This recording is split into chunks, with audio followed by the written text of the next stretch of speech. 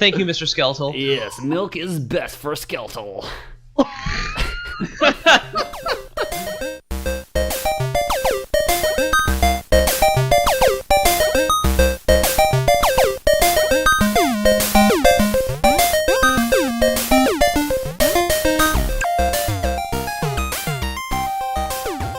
Lore Boys here. Hey. My name is James Miller, and I am here with Peter O'Donohue. and Hey, it's me, your Uncle Jack. You know, the uncle that gets too drunk at family reunions and makes everyone uncomfortable. I do have an uncle like that. I'm here on a podcast for you. if His you name's don't Sean, have though. an uncle like that, you are that uncle. Yeah, exactly. Yeah.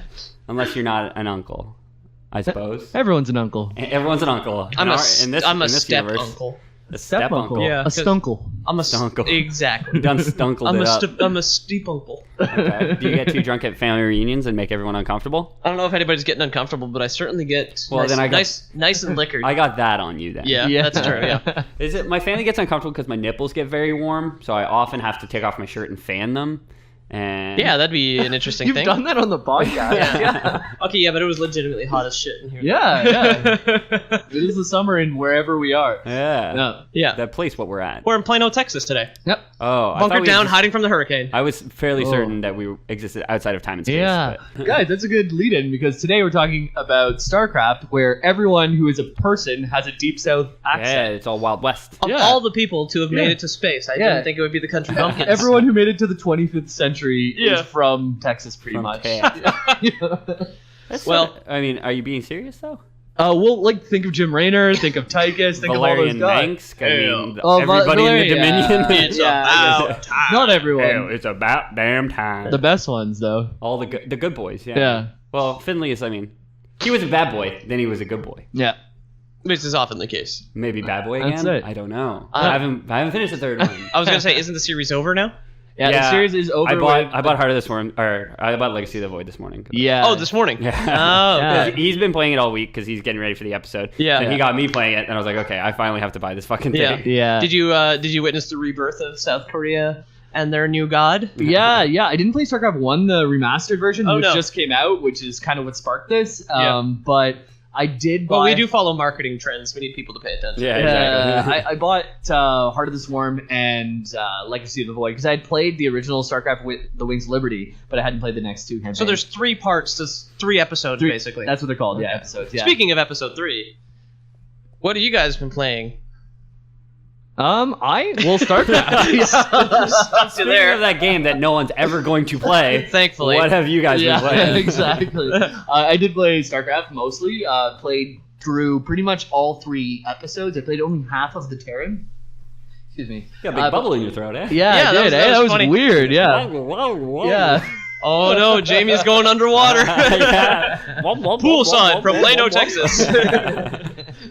Yeah. So we did play. I played all 3 StarCraft episodes.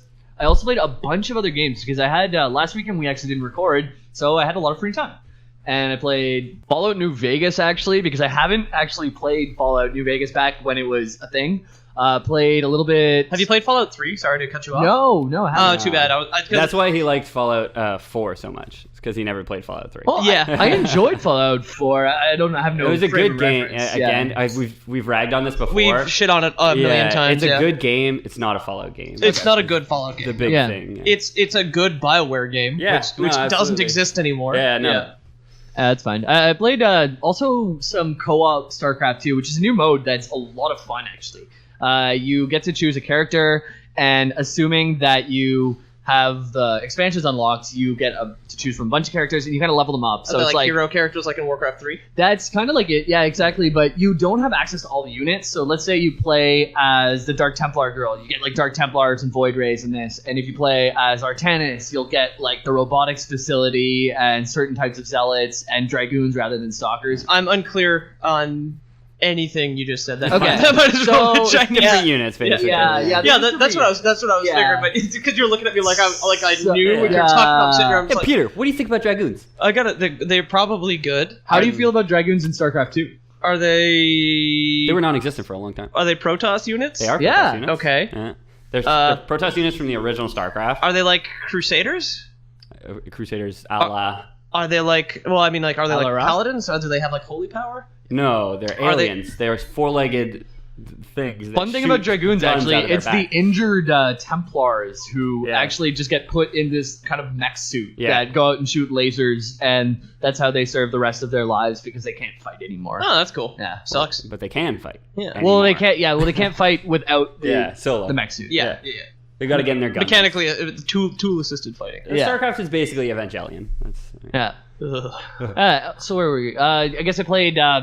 I did turn on Borderlands at one point just to test something. Borderlands the first. The two, and the two. the The both of them or the second? The first second. or the two? Yeah, Yeah, the second. I understood. Yeah. His, Yeah. I heard his classic English. Yeah, and also, what was that game? Oh, I played League of Legends again for the first time in forever. I'm not going to go back to it, but Who'd you I play as? definitely. What did I play as? I played as a little bit of Graves, a little bit of Blitz. So Blitz, just like I the was old gonna days. say. Yeah, love that pull. Yeah. Graves is totally different than when you used to play, though. Yeah, he has different abilities and Yeah, he's everything. got the reload and Oh, man. shoots his thing off a wall. It's wild. Yeah, I wasn't that great, but it was fun. Speaking of the Wild West. Yeah. And so much StarCraft. I've probably played like 50 to 100 games since our last podcast. Like, just like a lot of StarCraft. Holy fuck. Yeah. Jesus Christ. Yeah. He's been crushing it. He gets up, he works at like 6:30 in the morning, and I finish work at, like, I get home from work at 11:30 at night, and I logged on like twice in the past week, and he's up at like midnight just fucking gaming. I'm like, dude, you gotta be up in 5 hours. I got through it all, though. I got through it all, so I'm ready for Yeah. give Well, our wonderful yeah. listeners Well, some Jamie, information. how'd the epilogue go? I didn't finish the epilogue. Ethan got me. I did tell him that before. I finished the first because I've been playing so much Protoss. Protoss is my favorite, and then I switched. They switch you to Terran in like the second last mission, and my Terran mechanics are just so bad. So I just lost once, and I'm like, fuck it. I'm just gonna look up the ending because the podcast is starting in an hour. So yeah. It's crunch time. Crunch, Lord boys, crunch at us. Yeah. Crunch at me. Yeah, but that was pretty much my last couple weeks. With the power out, there was a day that I just like lit a candle and didn't do Masturbated. anything. Yeah, because that crazy upside down tornado knocked the power out of my building. So I didn't lose any power. Oh, you're lucky. It's because I'm on the rich people grid and yeah. also possibly the hospital grid. So Yeah. it's one or the other. Yeah. So yeah, I lost it for like 32 to 35 hours. So it was like a long time. I haven't opened... 35 hours. Yeah, Fuck like me. Yeah. I have to Wow. still toss out all my stuff in my freezer. Like it's probably bad now. It's refroze, but it's probably bad. It's probably gone. You can't bad. refreeze. Yeah. You never refreeze. Did you Well, check son. everything? If it was still frozen when your power came back on, it So- should have been fine. Yeah, that was 36 the thing. hours, man. To me, I was like, oh well, I'm not going to 36 open hours, it. yeah. I'm not going to open it to keep the cold in. Yeah. But then by the time I got home from work and the power's back on, I didn't want to open it. It would have been be too late. frozen. Yeah, too late to Yeah, check. Yeah. yeah. Oh shit. That's So I'm in a weird spot. There wasn't too much that I lost. You have a mini fridge. You have a mini fridge as your fridge. It's Yeah. not like you're throwing out a lot No, of yeah, stuff. that's yeah, it. yeah, That's yeah, it. That's true. Yeah. So that was my week. How about Peter? Yeah, so I actually did play a lot of things. Yeah, for some reason, like my concept of space and time has been really fucked up this past. So yeah, I was at my third and final wedding of the summer last week. Final forever. Hope so. The final countdown. So this is somebody you guys would be familiar with, as well as some of our listeners. It was Jamie and Han's wedding. either Jamie of those of Ink TV Splat. It was the Oh. E3 Okay, yeah. Twitch stream prediction The dude. podcast. Yeah, Exactly. yeah. So Yeah, the, yeah. the Splatoon folks had a Splatoon wedding, Oh. which is not true. They didn't have a Did he Splatoon wedding. splat all over? Afterwards, I should hope, but I don't know what they get up to, frankly. Because we all work together, I had never seen them kiss until their Yeah. wedding because they keep it super professional in the office. Yeah, So I had never seen them actually act like a couple. It was an adorable wedding. We got pretty fucked up because it was open bar. Yeah. It's a good shit. Oh yeah. So basically, at the end of that, the bartender said, like, "Listen, we're gonna return everything we haven't opened. Okay. So here's like half a bottle of Nice. Johnny Walker. Just take it. Yeah, you yeah. can't return it. It's open bar. Just take it. Go, go, Yeah, go, yeah. go, go. So I got half a bottle of Johnny Walker, which is Nice. delicious. It's smoky. Which label? It's Yeah. it's red label. Red label. It's Okay. a smoky one. Delicious. Loved it. Excuse me. We got 13 beers. 13. 13 beers because there was an open 2-4. That's an unlucky number, dude. Yeah. I was Are you an idiot? You never take 13 beers from someone. That's why you gotta drink them quick. Those beers will curse you. You gotta. I drank 2 on the way there. Split it with my friend's boyfriend. You drink that 13th beer, your walls will start bleeding. Well, like, no joke. okay, so I didn't. I technically only drank like 9 because somebody came over the next day and we had a couple of beers because he was sad. You give them the cursed beer. That's I smart. gave him the gypsy beer. Yes, exactly. Yeah, exactly. He like one sip, he got very pale and then came back. And then and then I was like, yeah, okay, but now he's in that bottle, so I have to keep it. Yeah, if I ever smash that bottle, he'll die. Okay. So it's not a bad life, honestly. Yeah, well, you know what? I mean, he's basically like my familiar now. Yeah, no, so I can send him out to do things at night. No, that is. I whisper things into the bottle. I'm like, "Oh, Alexander, great Keith, come unto me." Well, because he can cast spells now, so that's like, that's good. Yeah, he can cast spells, and you can channel spells through him. Correct. Yeah, exactly. Yeah, I can leash his spirit basically to improve my magic casting abilities. You should consider. You should look into Horcruxes, and you should think about fashioning yourself one to preserve your power. Okay. Is a Horcrux like a fantasy thing, or is it only a Harry Potter thing? Harry Potter, as far as I know. Okay. I mean, having a cameo is a fantasy trope. Like those things tend to it's in Dishonored. Okay. Are they all called Horcruxes? No, Granny Rags has a cameo, and if you burn it, you have to destroy it to kill her. Like she's linked to the item. Oh, it's a phylactery. Yeah, sure. Yeah. That's how you kill a lich. Yeah. Yeah, because I guess it's got blood in it, right? Yeah, so I guess a Horcrux is like a phylactery. Basically, yeah. It's not. It wasn't. I was gonna say J.R.R. Tolkien. J.K. Rowling did not invent the idea. Yeah. Linked to physical object. Okay. Yeah. Kills you. I wasn't sure if they're all called Horcruxes. No, they're called phylacteries. Phylacteries. Yeah. Phylacteries. Phylactery. Yeah. She just gave it a silly children's book name. Huh. A Horcrux. Horcrux.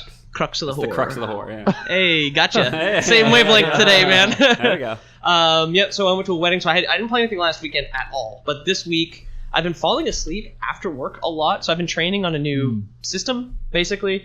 And so I'm 9 to 5, which I'm not used to because I'm normally 11 to 7, so I'm in work for an hour and a half before I would normally wake up. Yeah. And I hate it. So I've been falling asleep in the middle of the day, but I'm really far in near Automata now. Oh, yeah. So I remember, because I talk about these games pretty sporadically, because I haven't finished anything from the Steam sale. But you beat it once, didn't you? Now you're playing through as the B. Well, there's 3 characters you play as. Okay. You play as 2B, and then I beat that, and it was shitty. Yeah, that's what I really did not like it. Then you start playing as 9. As a hacker dude. Then you play as 9S, who's the cute boy. Yeah. And I don't like the hacking, the but his boy. story. Now I'm not sure what the actual stage play is. I don't know if it's Guildenstern and Rosencrantz or Guildenkrantz and Rosenstern are dead, but it's like a behind the scenes of a Shakespeare play, like what 2 characters did. Like meanwhile, while they were doing this, he was doing this, and so you play 9S and like you do some of the same boss battles, but you do them in different ways because he's a hacker. Yeah. So like sometimes you're like, okay, well how did this happen? Like, well, this is where 9S was the whole time.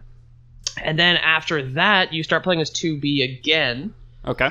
But then she gets, like, hacked by the machines. Like, the game's going fucking crazy. It's so weird, but it's so good now. Like, things going batshit. Oh, that's awesome, man. So the 2B just didn't see much. So it's elucidated more and more and more as you play as other characters in other places. And now you're playing as A2, who's like an older android. She kills 2B to save her from the robot virus that she has or whatever. To save A2 they're all androids from the robot virus. 2B asks A2 to kill her. Kill me. Yeah, and their names are all puns as well, for that matter.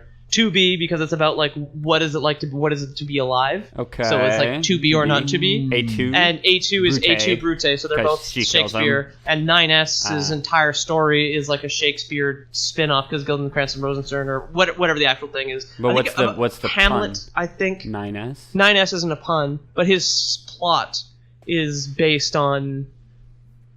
I wish I could remember if it was Guildenstern or Guildenkrantz. I think it's Guildenstern and Rosencrantz are dead. Which I believe... Rosencrantz Guildenstern. His name sounds so made up to me. I don't know. No, it sounds very familiar to me, but I'm like, I know it's something like that. Well, you know what else? Rosencrantz and Guildenstein. I think it starts with Rosencrantz, yeah. Rosencrantz and Guildenstern, yeah. Anyway, which I believe, and like Lion King... We're very cultured here. We're partially cultured. Lion King 1.5 is based on that. Like, you know Timon and Pumbaa in the background of everything? Like, 9S saw a lot of stuff that makes 2B's playthrough make more sense, and then A2's... playthrough is all after that, so things are going completely mental. Just notice really we cannot get through an episode without a Disney reference. Yeah. No, I know. Can I just say, I think Lion King 1.5 is better than Lion King 2. Yeah, I kind of like Lion King too. Not a bad movie by any stretch of the imagination, but I think Lion King 1.5 is a very good movie. And maybe it's just because of the focus on Timon and Pumbaa, who are, I mean, maybe as a child, two of my favorite characters, right? I mean, Pumbaa was... I agree. Pumbaa was king back in the day. Yeah. Timon, played by Nathan Lane. Yep. I mean... Oh, is that right? Yeah. Okay. Unbeatable. Wow, yeah, I don't know. I really liked 1 and 2. Actually, as a child, I was very young when it came out. Like, I must have been 4 years old or something like that for Lion King 1. Yeah. And my father took me to the movies to see it, I think, 5 times before it actually came out on VHS. I'm not sure if I requested that many times or my dad just liked the experience of bringing me to that movie. We went back over and over again. The first movie I remember seeing in theaters is, like, for some reason, The Lost World Jurassic Park. I don't think I ever saw a Disney movie. Unless that came out before Fantasia 2000. Because I saw Fantasia 2000 in theaters. Okay. I certainly didn't. I think I did as well. I did. Flying Whales was the cutest thing. All I remember Loved is the Dancing Cloud Brooms. Yeah. That's the OG, though. Yeah. From, like, the 40s. I think there's a callback to the Fantasia 2000. I've never seen Fantasia 2000. Maybe not. Then. It's good. I was a 30-year-old man in 2000, though. Yeah, that's I'm your Uncle Jake. Yeah. Jack? Creepy Uncle... You're 47 now? Ish. Creepy Uncle Jack, I think. Anyway, I said I was 30. I didn't say I was only 30. Yeah. Okay. So yeah. Anyway, I'm still playing. Nier Automata. I'm almost done. I'm looking forward to finishing because it's definitely an uphill battle at first, but then an uphill climb, and it's great. Okay. Is a climb better than a battle? Yeah, because you're not fighting it. Okay. And like there's like a triumphant thing. People climb mountains for fun. They do. Right. I used to rock climb. But if you have to fight rocks. Fighting way rocks is hard, dude. Would be ridiculous. Yo, bring gloves if you're gonna fight rocks. Yeah, because you're gonna hurt your knucks, man. Yeah, your knucks hurt. Yeah, your knucks hurt at the end of that day. Had a long day of punching rocks. Yo, my bro, knucks off. how your knucks, man? Yeah, your knucks good, bro? My knucks are so bruised, bro. My knucks are so raw. I knucked up so many fucking rocks. When are we doing our Sonic episode? Yeah, right. Oh my god. Yeah. There's a new one coming Sonic out. Mania is supposed to be great. That's it what is. I hear. Like it's just Sonic on the give you, Genesis, though. Yeah, but people are like... I know. Yeah. It's supposed to be great. But... From what I heard, is they give you like the Green Hill Zone, and you're going on, and it's business as usual, Genesis, but then all of a sudden shit just gets like next level. Oh, yeah. But they're still true to the original, but they add a bunch of stuff. But like, does he still get to kiss a human princess? Because that's the things that I like the most. Yeah. Also, is Shadow there? Does he have a gun and a jeep? Yeah, when Sonic fucks Princess Peach, that's the best. Yeah, and then when he fucks Rabid Princess Peach from the Raving Peach. Rabbids game. Rabbids, yeah. I always get those ads of Princess Peach and Knuckles whenever, or Shadow, whenever I'm looking for streams online. They're always on the side. Really? Yeah, What ads? Rule 34 of Princess Peach and Knuckles? The Shadow? Probably. Don't Google that, kids. It exists. That's what Rule 34 is, right? Google it and tweet at me. Yeah. Shadow the Hedgehog fucking Princess Peach. Yeah, everybody As tweet at Peter some Shadow the Hedgehog Princess Peach porn. Just do it. Only if it's Raving Rabbids Princess Peach. And only if it's tasteful. Oh, okay. And only if it's tasteful, exactly. Tasteful? Yeah. Takes you to dinner. I want some tasteful DeviantArt Sonic porn. Okay. What else was... Yeah, so I'm almost done Nier Automata, and I'm starting to like it a lot. I'm looking forward to finishing it. Finally. What else did I play? And then I played a lot of Prey, honestly, which I picked up last week. I told you when I bought it, right? Yeah.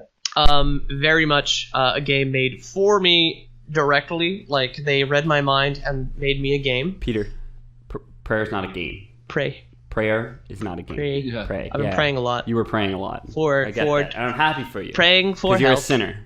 Praying You for need help. to be absolved. And I think that's it. I think that's all I did. Cool. Cool. I watched, I've been watching Defenders with my girlfriend.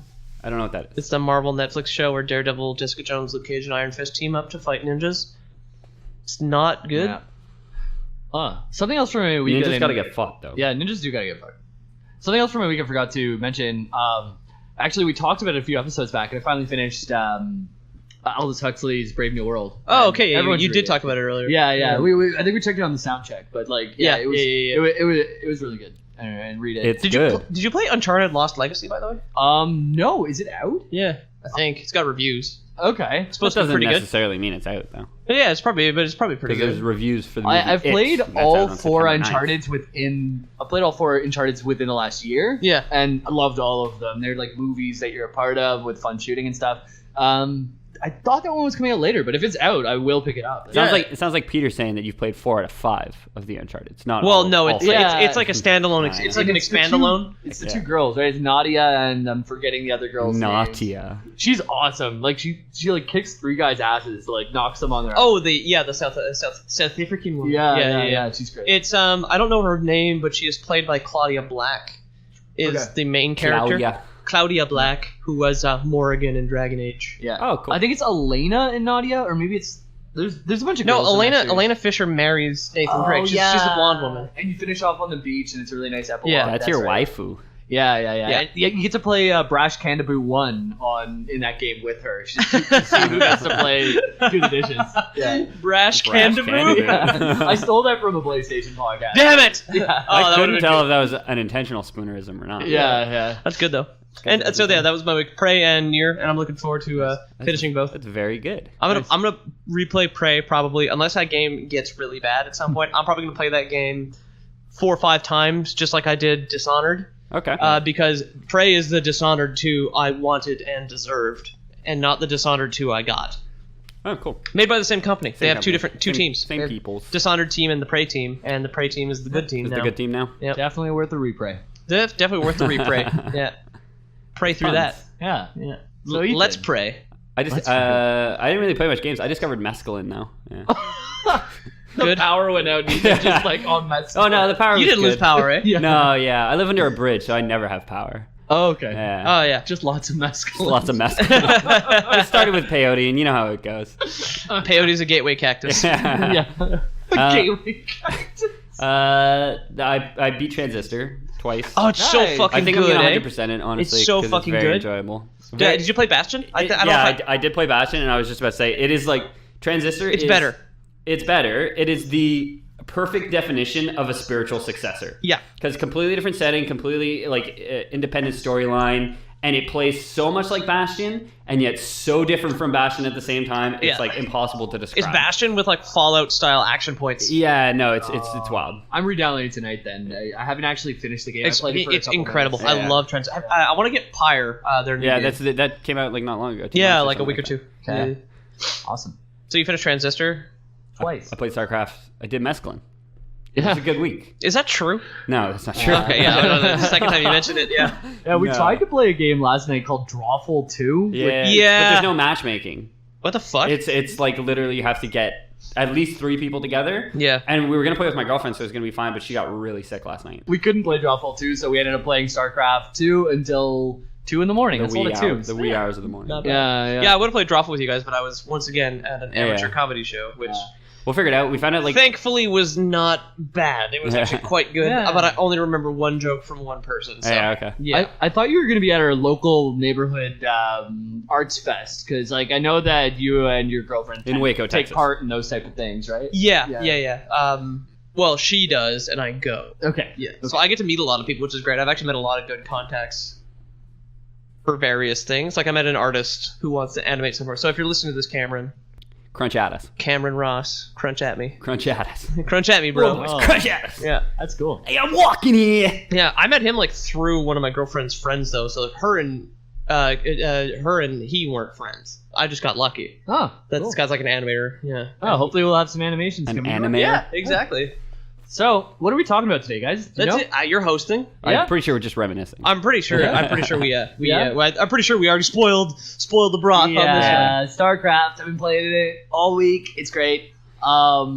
So I did some research into it. I don't know a lot about StarCraft 1. My experience with the game is all of StarCraft 2. Yep. The highest I've gotten as a solo player is only silver. I think Ethan got up to, what was Plat. it? Platinum, yeah. So I got Ethan, Plat 1. Ethan in back the day. 2011, I think he 2012. wasn't... 2011, 2012. Yeah, I don't think he was working, and I think he was getting really good I at was. StarCraft. I was working at the gas station, but I had dropped out of college at this point. Oh, So okay. Oh, yeah, all I I was doing was working at a gas station and playing StarCraft. Yeah. Fuck Yeah. that. Yeah. Yeah, The life. That got good, up good to life. Diamond in some of our team play and stuff, so yeah. I used to bring my laptop to work, and I would work like the 3 to close, And like come 9 o'clock, I would just bust out my laptop and I just play versus AI. Yeah. So they started the development cycle actually in 1995 on the tail of Warcraft. Exactly. In Warcraft 1 and 2. Yeah. So they did that, but they wanted to revisit this, and with all that they've learned in making an RTS, make a better RTS, right? It was actually led by a guy with the last name Metzen. So you're laying this down right now, right? Yeah. You're laying it down right now that StarCraft is better than Warcraft. As an RTS. For anybody listening? As an RTS, I'd say. Warcraft 3 anyway. In the eyes of Blizzard, there's mistakes that they made in Warcraft, which they remedied within StarCraft. Those are great games on their own. But I think from Warcraft 2... I just wanted fanboys to get really mad. I wanted to take your quotes out of context. Yeah. And just slam you. For the record, that's it. We're fake news anyway. I think the progression from Warcraft 1, Warcraft 1 to Warcraft 2 to Warcraft 3 is...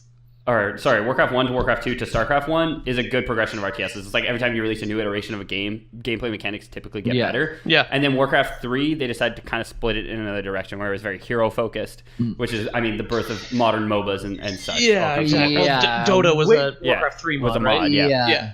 So that though, also they only had 2 races in Warcraft 1 and 2, right? So they went and added a 3rd race for multiplayer purposes. That's a lot more to balance, right? Whenever you have 3 versus 2, 2 is so easy to balance. 3, well, not so easy to balance, but compared to 3, it's much easier to balance. Yeah. Especially you want 3 different gameplay mechanics, right? Exactly. Because the races play differently. So I guess you didn't ask us what our history was with the series, because I assume you both have played. Ethan and I played. Ethan introduced me. I don't think you have too much experience. No, I played StarCraft and Brood War when they were new. Okay. Yeah. So it's been literally 1,000 years. Okay. Literally, in the literal sense, 1,000 years. Because we're recording from the year 3000. It's almost 20 years. Like next year, it'll be 20 years since the original came out, and then Brood War came out a bit later. And Blizzard said that Brood War it actually took off in Korea, right?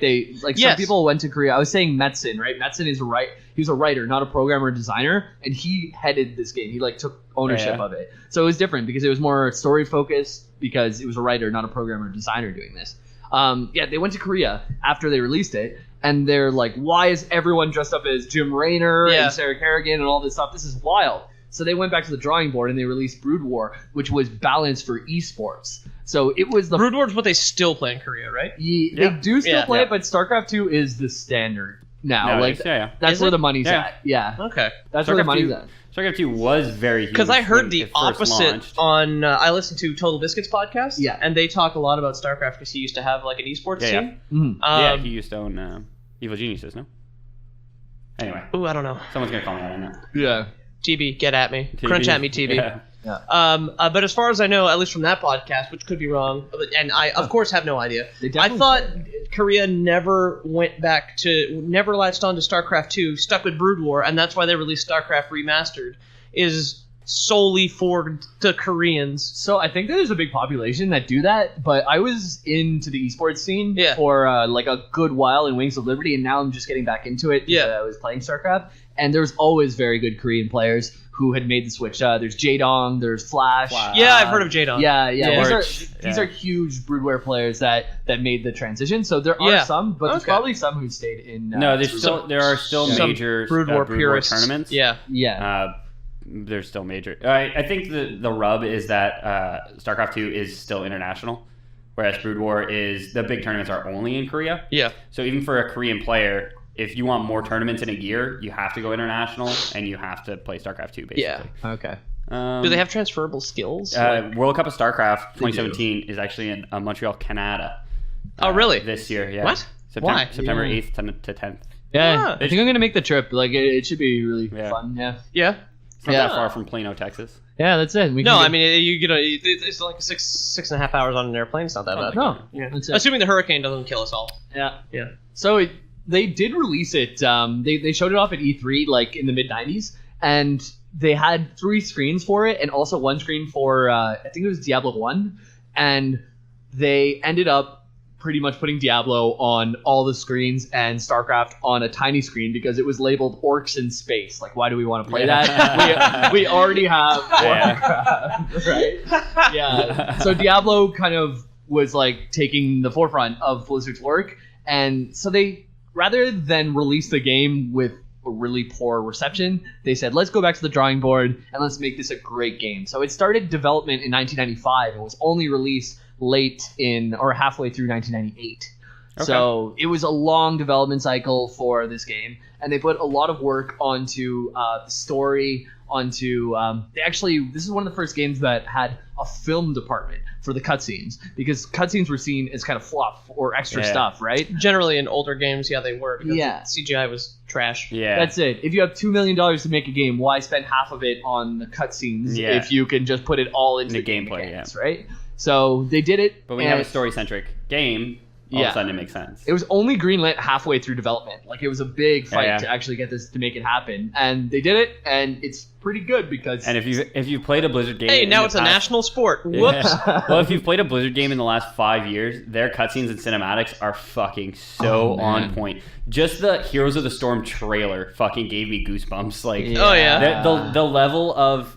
The quality is so fucking good as far as CGI is concerned. It's like it surpasses movies. You know what I mean? And, And just the fact that I know these characters, I'm invested in it. The storylines are really fucking good. Well, they released that May trailer for Overwatch this week. Yeah, which is 10 minutes long, super cute. I didn't watch it, and it's Blizzard, so it's gonna. I didn't watch it with sound. I was at work, so I watched it, but it was a silent film. I had some ragtime piano playing in the background. Blizzard optimizes everything so well too that you can have the crappiest laptop and still have close to the same experience as someone who has the best game. Well, that's the beauty about it being actual cinematics and not cutscenes, is they're not using the game engine. They're just showing you a video. Yeah, exactly.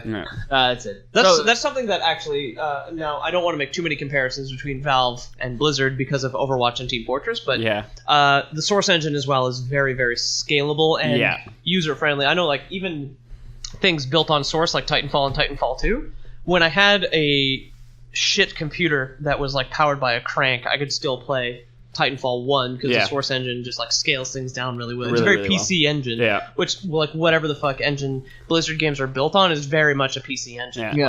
Which is excellent.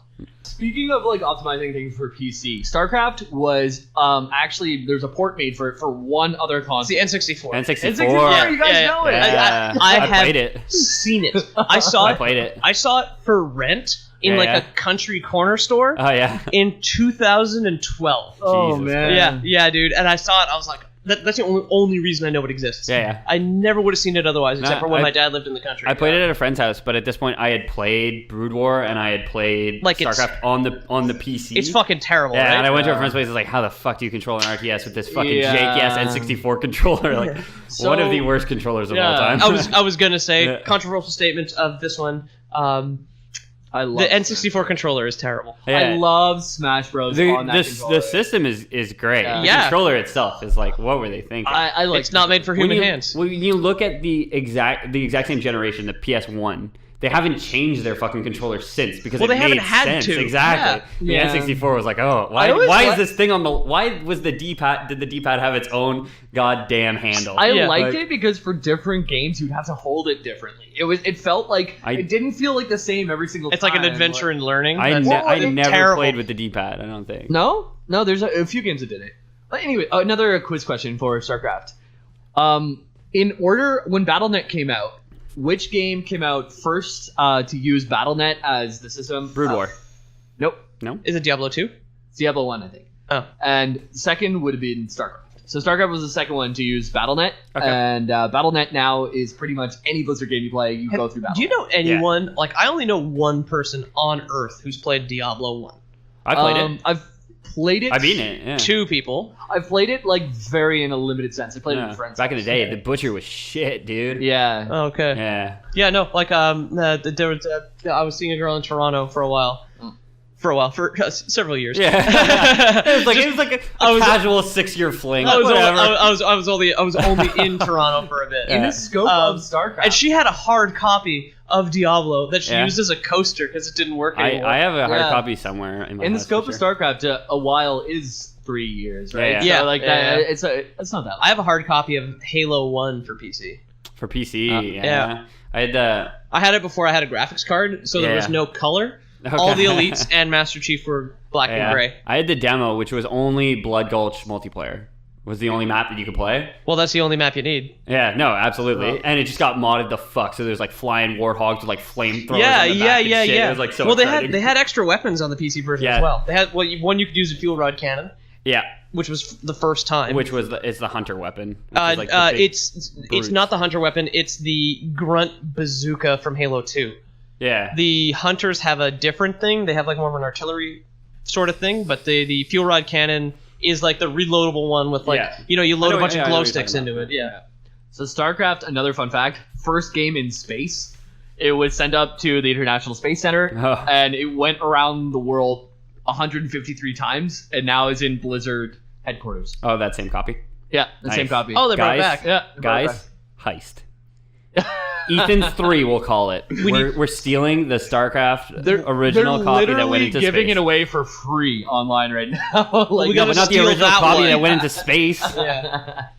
God, who cares about the digital download? Like, Oh my God, really? Yeah. Do you guys know about the StarCraft GameCube game that didn't ever come out? Ghost? No. Yeah. Oh, yeah, I did know about Ghost. Yeah. So it's supposed to come out in 2002. I knew about Ghost. I never realized it was supposed to be on the GameCube. Yeah. I didn't know it was supposed to be on the GameCube, but I knew it just never got made. Well, it might have been for PC as well, but GameCube was definitely part of it. And they... Yeah, right? It was gonna... it's got an AMD chip in it. Like it was going to focus on the character Nova, who has just recently been a part of StarCraft 2 in the Covert Ops section. I haven't bought that part of the game yet because there's so many parts of the game to buy. But right now, if you she was in the Wings of Liberty campaign too. Oh yeah, she was actually. Yeah, a little bit later. I haven't played it in like 5 years. Yeah. But she actually will be in the newest game too, and like she has like a Covert Ops section, and I haven't played it, but. It was supposed to come out in 2002. Blizzard went on hiatus for that project, and they never actually released it because, for whatever reason, right? Yeah, no, I remember. I mean, just like the forums back in the day, everyone always talking about Ghost. It kind of had that like the hype that Half-Life 3 still has. Yeah. Where they kept talking about it and people kept like memeing on it like, oh, it's never gonna happen, and it kind of became a joke in itself. Even as a big fan of Half-Life, I don't think I'll ever play that game. I gave up on that years and years ago. Half-Life 3? After 5 years. Maybe they'll make a game someday, but after 5 years of no news, nothing even leaked. Valve doesn't leak nothing. Much. Yeah, absolutely. Somehow, nothing, yeah. But like even after 5 years, so it was like 2007 to 2012, no information, no leaks, not even fucking rumors. Yeah, I was just like 5 years long enough. This series is dead to me. That's it. It'd be cool if like somebody at Valve released something like semi-official or quasi-official, or even like an ex-Valve employee if they were like, you know. Something like that. But if their NDA expired. It's never going to happen, yeah. No, that'd be absurd. No, couldn't happen. So StarCraft, do you guys know the race that started it all? Ethan probably does. I'm not sure if Peter might. It's if it's not humans, then I have no idea. It's not one of the 3 races that you play in StarCraft. Then starts no. with an X. Yeah, it starts with an X. It's the Chozo. Yeah. It's the engineers from Alien. Yeah, okay. It's Jesus? Yeah, it's Jesus himself. It is basically H.P. Lovecraft made the Chozo. Like, it is tentacle monsters with lots of eyes. The Reapers. They are basically the custodians of the universe. Okay. They make sure that everything keeps on going keeps on trucking. This so-called infinite cycle. Okay. But then this guy Amon gets a big head. Yeah. So for those listening, they're called the Zelnaga. Zelnaga. Oh, I've heard that name. Yeah. Yes, okay. Exactly. I didn't realize you mentioned it. Yeah. They came in to the Milky Way. You didn't mention it. You were like, everybody knows. H.P. Lovecraft horror tentacle monster. I have this like problem in the PC community where I don't have a Battle.net account and have never played a Blizzard game to completion. I've played all of them. Yeah, pretty much. I gotta borrow my buddy's the only Battle.net account to try the Destiny beta though. The only Blizzard game Overwatch on Battle.net right now, because I never played Warcraft 1 or 2. Yeah. You play WoW? I played a lot of WoW, yeah. But I only haven't played the Diablo 3 expansion because I wasn't a big fan of Diablo 3 as someone who beat Diablo 1 and who played so much fucking Diablo 2. Yeah. Diablo 3 just wasn't for me, anyway. But that's fair. There was a winter where I spent like a week I only had one CD in my like CD player, and I just played the Holly Springs Disaster Motion Sickness Love album on repeat while playing Diablo 3 for like 8 hours for a whole week. And it was fantastic. Good. Yeah. That's like a winter vacation, right? Yeah, it was great. Yeah, I'm such a piece of shit. No, don't worry about it. So this is what we're here to talk about. You're gonna leave knowing more about StarCraft than a lot of people who have a Battle. Now I can date a StarCraft girl. Than me, because I don't know how it ends. I haven't beaten the end of StarCraft 2 because I Legacy of the Void. Yeah, oh, that's you bought it on the way here. Because I had already spent $90 on the game, and I had a big gripe about spending another $30. You know what I mean? Like the original game was $70, and then it was $30 for the first expansion and $30 for the second expansion. It was technically though still. It's 3 full games though, right? Like content-wise, is it worth the cash? You single-player can storylines, get them all for $30 now. If you buy them as start 5 years ago. Yeah. No, 2010. So 2010 is when StarCraft 2 came out? 2010, yeah. I think 2009, actually. Yeah. The first iteration of StarCraft 2 came out 5 years ago. Yeah. Fuck The first iteration of any living beings came out millennia ago, and that is the Xel'Naga. And the Xel'Naga, they first modified the Protoss. Okay? So they were looking out... Their whole prime directive is to find someone with purity... or a race with purity of essence and purity of form. They're basically trying... Racist. They're Nazis. They kind of are. Basically, I mean, they kind of are because they're trying to foster the one form of life that will pretty much the space Ubermensch, basically. Yeah. Be able to be completely like uniform, as in like one person on the lowest level and one person on the highest level have communication at all times. Yeah, and that's purity of essence. Purity of form is defined as psionic ability. So these are I'll get into the Protoss a little bit later, but it's pretty much psychic powers. I think we can touch on the 3 races for people who haven't. I actually have it coming after the Xel'Naga. I'm going to go Xel'Naga, Protoss, and then Zerg, and then Terran. Okay. Yeah, because that's the... I'm wholly unfamiliar with the concept of the Terran. What a stupid name. Who could these people be? Yeah. So what could they possibly what look strange like? Lovecraftian monsters have you come up with? How many tentacle eyes do they have? I mentioned this because canonically, that's the order they come out. The order they come out in. Protoss. As the release dates. Yeah. The Xel'Naga, like they first modified the Protoss. Where the Protoss come from? The Protoss are from a planet. That's what it's called. I almost called it a city. A planet called Ire. So okay, cool. Yeah, they often say in the game, if you've ever played it, or you've probably seen the memes where my it life says, for Ire. My life for Ire, or my wife for hire. The only StarCraft meme that I'm privy to is pylons. Okay, initial pylons, which is the Protoss supply unit. Basically, to have a unit go out, you need to have some type of supply. So, like for people, it's supply depots, which is assumably food and water. But for something like the Protoss, it's a pylon, energy, which gives psionic energy, which connects them to basically their hive mind type thing, which I'm going to get into a little bit later. Yeah. So this is very interesting. Which I'll explain the lore of to these boys. Yes. Yeah. So like the name of the show. Yeah, the Xel'Naga, they swoop in, they find Ire, and they find these highly intelligent Protoss units, or people, I guess. Units is it's a very cold way of describing an entire race. You have to call them units whenever you play the game, because you just slaughter so many of them, right? Like, they're disposable. Yeah. They have the fewest numbers of all 3 races because of the way the Xel'Naga treated them. The Xel'Naga connected them all together via their minds with something called the Kala. The Kala is not... It's not so important to name, but what that means is that they are all interconnected via their psychic energies. Okay. Yeah. So they were able to communicate as a whole and kind of act as a whole being rather than as individuals. And you can always feel... Any Protoss can feel how any other Protoss is feeling at any given time. Yeah. So it was the end of the porn industry on Ire. Yeah. Yes, Peter? I have a question. I have a question about Blizzard games. Now, I don't remember where I heard this. I think it was when Burning Crusade came out.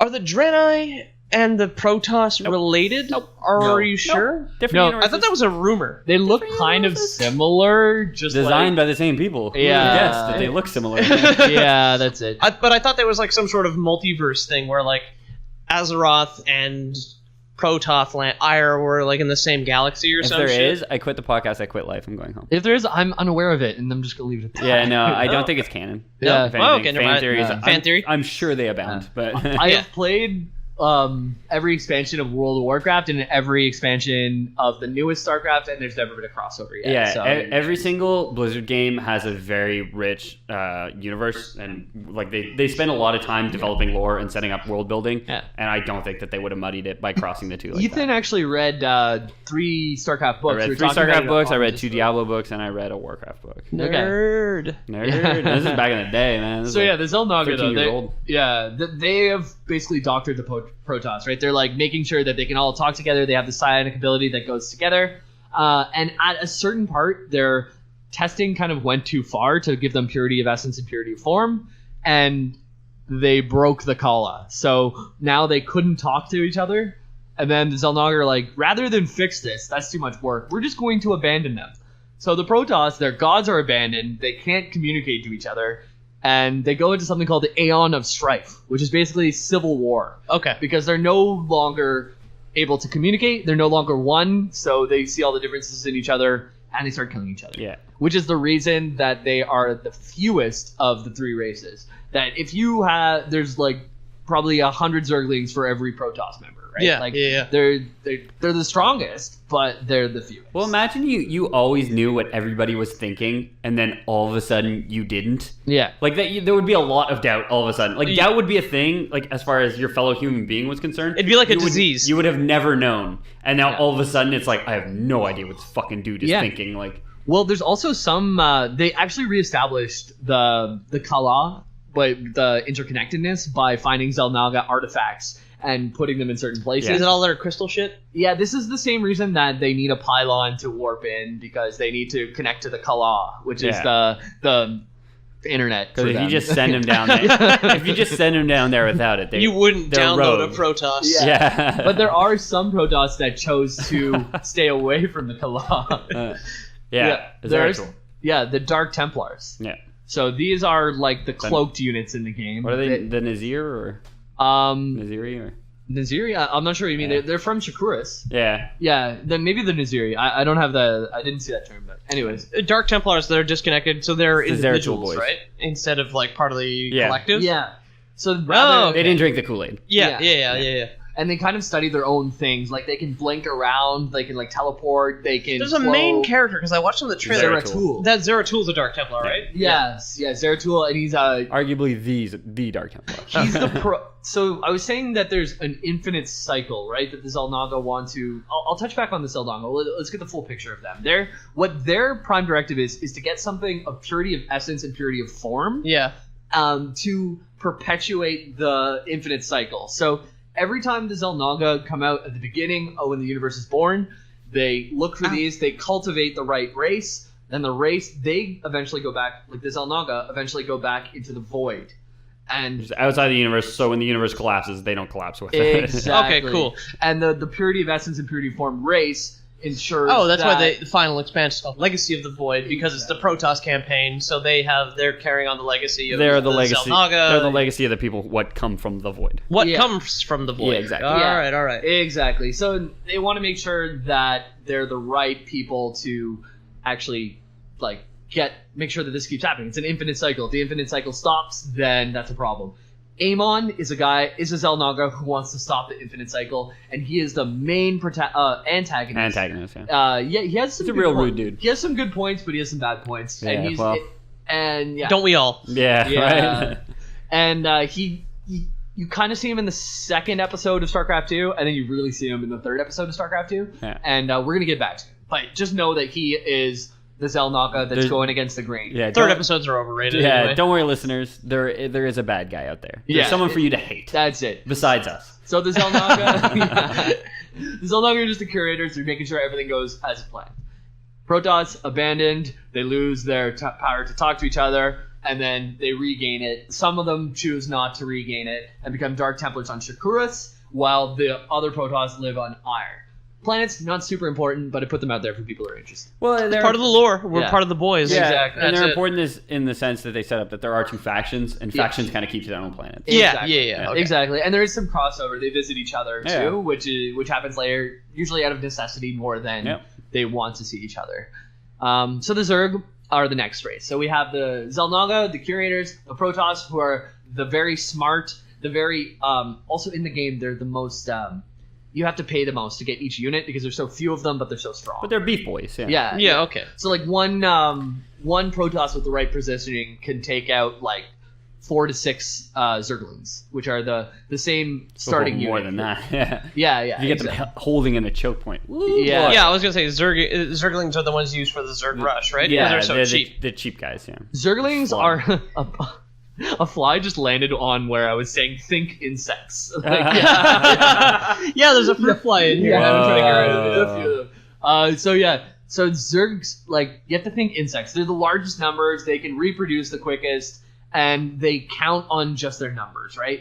They're like the fruit flies that 100 of them can die, but only 2 of them need to survive so that they can fuck each reproduce other. and just make 100 more, right? Yeah. So they're generally weaker, but they're cheaper units. You can make a lot of them. They're biologically, I can't speak. Engineered from the planet Xeris. So the Xel'Naga, after abandoning the Protoss, said, well, the Zerg already have purity of essence because they work through like a hive mind. Yeah. So this is perfect. All we need to do is these guys got their own internet. Yeah. we can just set up here. Yeah. Exactly. Jack into their Wi-Fi. Exactly. Just got to make our 4chan and everything's good. All we need to do is set up 4chan and everything's gonna be fine. Yeah, honestly, we're talking about the Zerg. 4chan's a good comparison. It's very ugly. Very ugly. If you leave it alone for too long, it'll get way out of control. Yeah. That's it. They actually come from the planet Xeris, and the Zerglings we know today. The Zerg of Xeris. Yeah. Zergus. Yeah, the Zerg of Xeris, and the Zerg we know today kind of fall into certain archetypes, right? There's the Mutalisks that are the flying ones. There's the Hydralisks. Oh, I remember those. They got they got the teeth and the circular mouth. The round. Yeah, they're a big tube cartoon with teeth lips. and wings. And they spit like area of effect needles. They're like a weeping bell. But yes, but they look exactly like buggier. Bell, Yeah. but grosser. Also, there are a bunch of others, but they kind of now fall into certain archetypes, right? But back then, before the Xel'Naga interfered, the Zerg were on Xeris. They used to be primal, and the way that they would evolve is they would never die naturally. They would die by killing another Zerg, and right? absorbing it. And absorbing its essence. That sounds like their fucking game. Yeah, exactly. So let's say you had a tiger Zerg, right? And it was going around and it saw a bird and it ate a bird. It'd be a flying tiger. Yeah, it'd be a flying tiger. So that's how they have a bunch of different units, is because they've eaten different things. That could also because sing very well. Okay, the tiger. That's a good funny, but I want to clear that up. That's a good funny. I want to clear this up, but Peter just said something that's got me going. No, because so the Zerg we know today are the reason they are what they are because they were evolved by the Xel'Naga and by themselves, by the Overmind. But the Zerg back then, it's basically their prime directive was just to kill something else. Yeah. And whatever they killed, they imbibed their essence, and they became that. Yeah. So they would.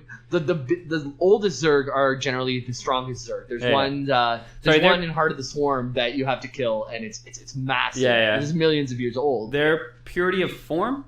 Their purity of essence. Form is the psionic energy one, and it's not clear to me. Yeah. I looked it up, and I was trying to figure it out. But the purity of form makes a lot of sense because they're... the purity of essence makes a lot of sense because they're assuming the essence of the last thing that they created.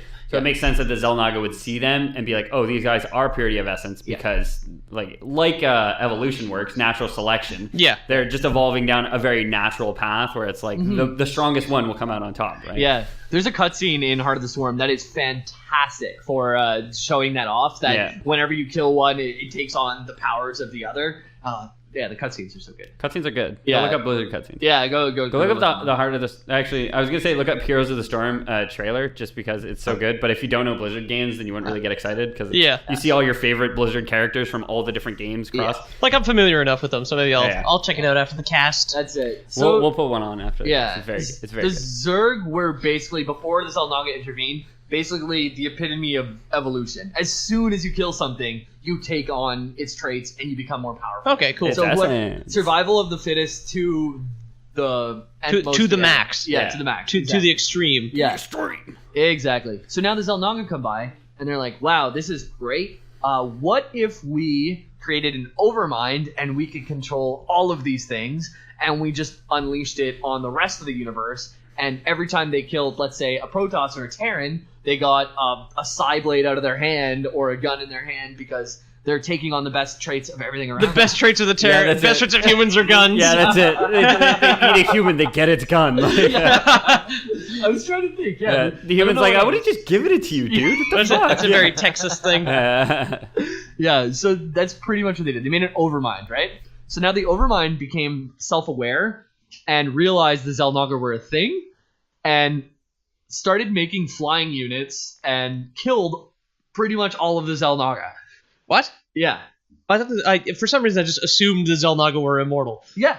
And they are in a certain way. Like, I think they get banished to the void when they die. Okay. But they get put on the bench, still like, sit down, pussy. Yeah, that's it. But then all of a sudden, there's none of them to curate the universe, right? There's none of them to lead it in the right direction to ensure they come back. So there's still a couple left.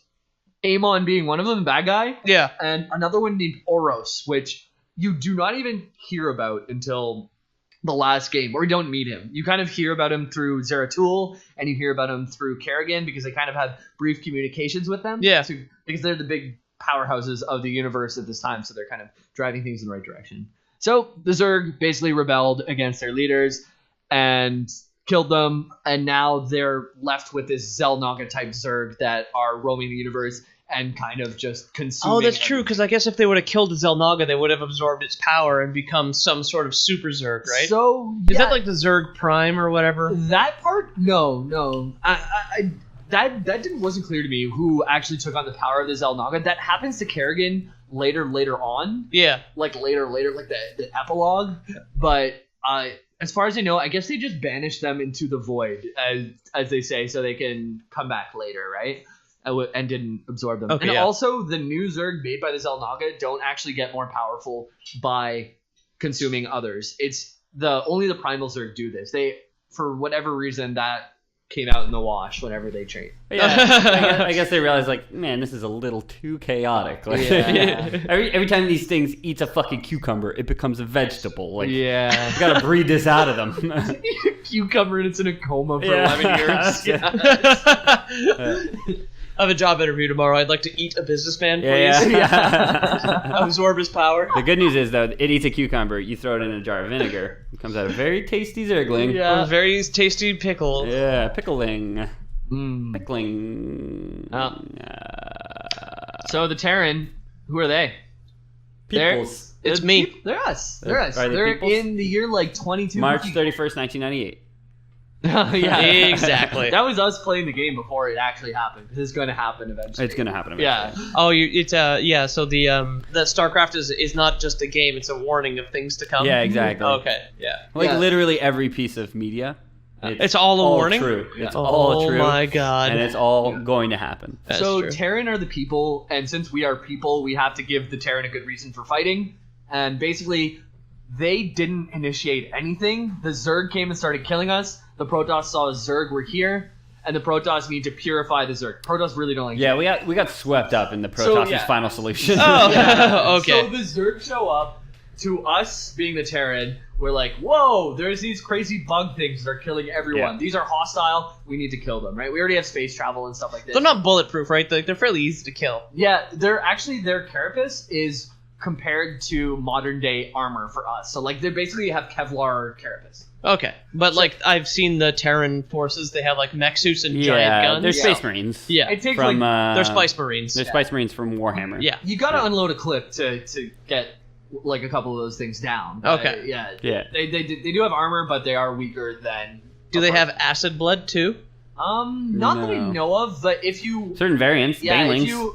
So an evolution of a Zergling being the basic unit, if you build a Baneling nest and you put 50 gas into a Zergling, it will just pump it full of petrol. And it explodes. Go figure. Just douse it in gas. It turns into this green ball that's it. That rolls towards their enemies, and so the Zerg's whole thing, the Zerg are like it pops on them and basically it pops all just over to finish them. that thought. Yeah. The Zerg are like, as a child, I thought they were like the most interesting. And when I played Warhammer, I played the Tyranid, which are basically the Zerg. Yeah. All of StarCraft was pretty much ripped from Warhammer 40k. Yeah.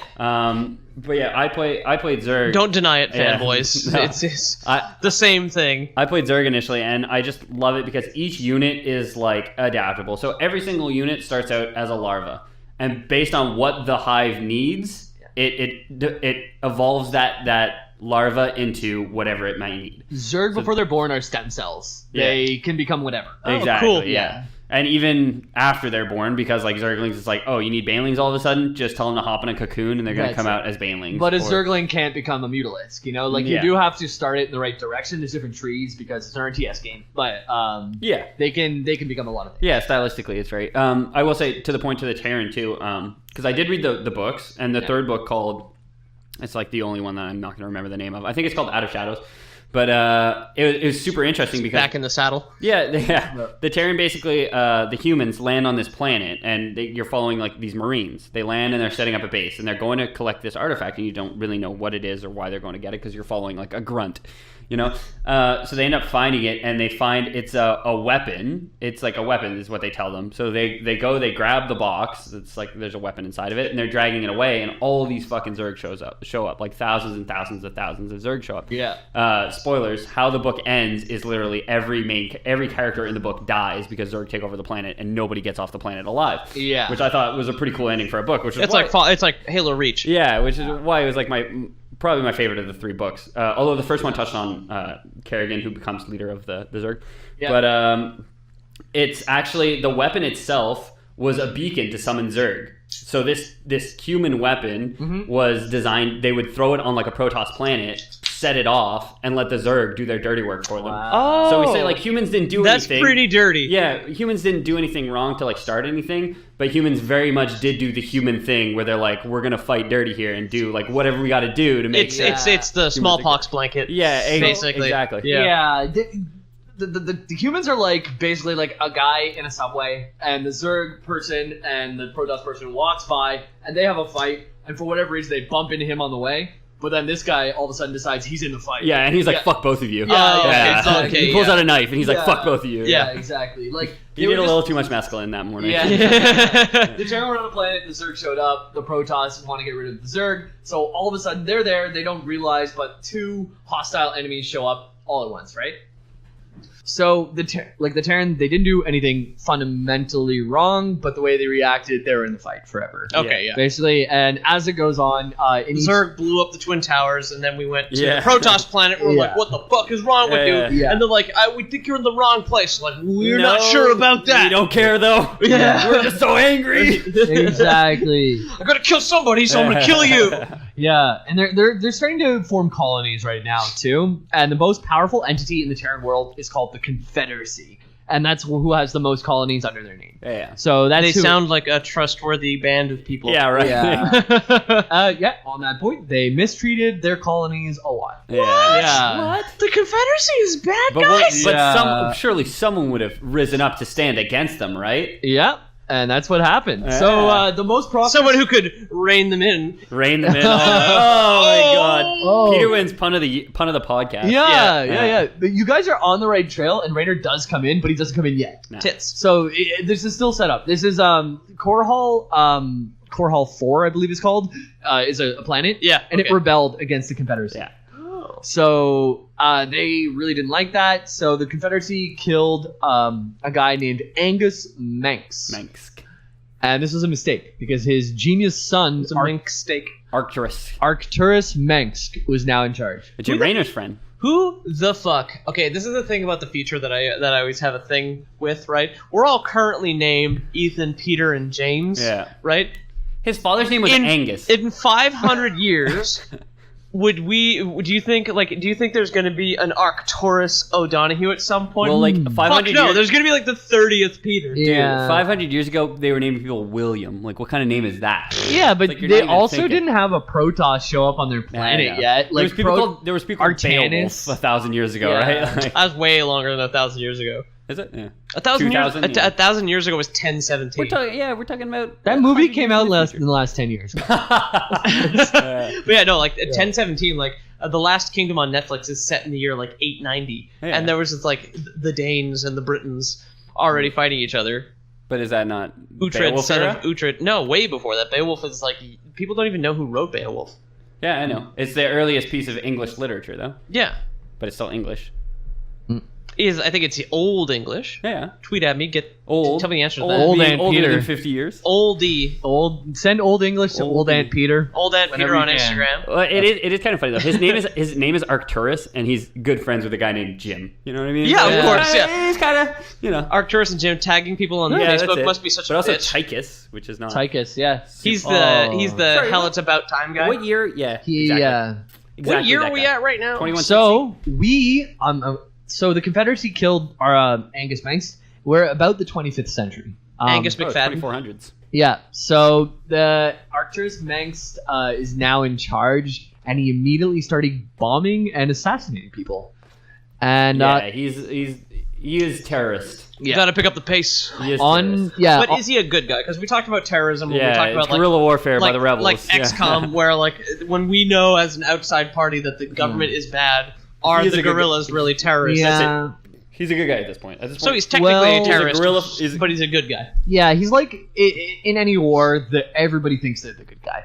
So he thinks he's the good guy. Cut me deep. Yes, gave him political commentary. Yeah. Yeah, We're all good people. Yeah, exactly. So he starts bombing, assassinating. He also rescues Sarah Kerrigan in one of his missions. Yeah. Sarah Kerrigan. She's my waifu. Yeah. Do you know where the name Sarah Kerrigan comes from? No? So there was an Olympic skater named Okay. Nancy Kerrigan, Okay. and she was going to go to. She was leaving like practice or something like that. Okay. Right? There's a bunch of press around. One of her competitor's ex-husbands Ate her. batted her knee out. Oh, shit. Yeah, batted her knee out, and she was supposed to compete soon, right? So on January 6, 1994, the U.S. figure skating champion in Detroit, Nancy Kerrigan gained an international fame for beyond the skating world. As she was walking through a corridor in the Cobo Arena, immediately after a practice session, Kerrigan was clubbed on the right knee with a police baton by assailant Shane Stant.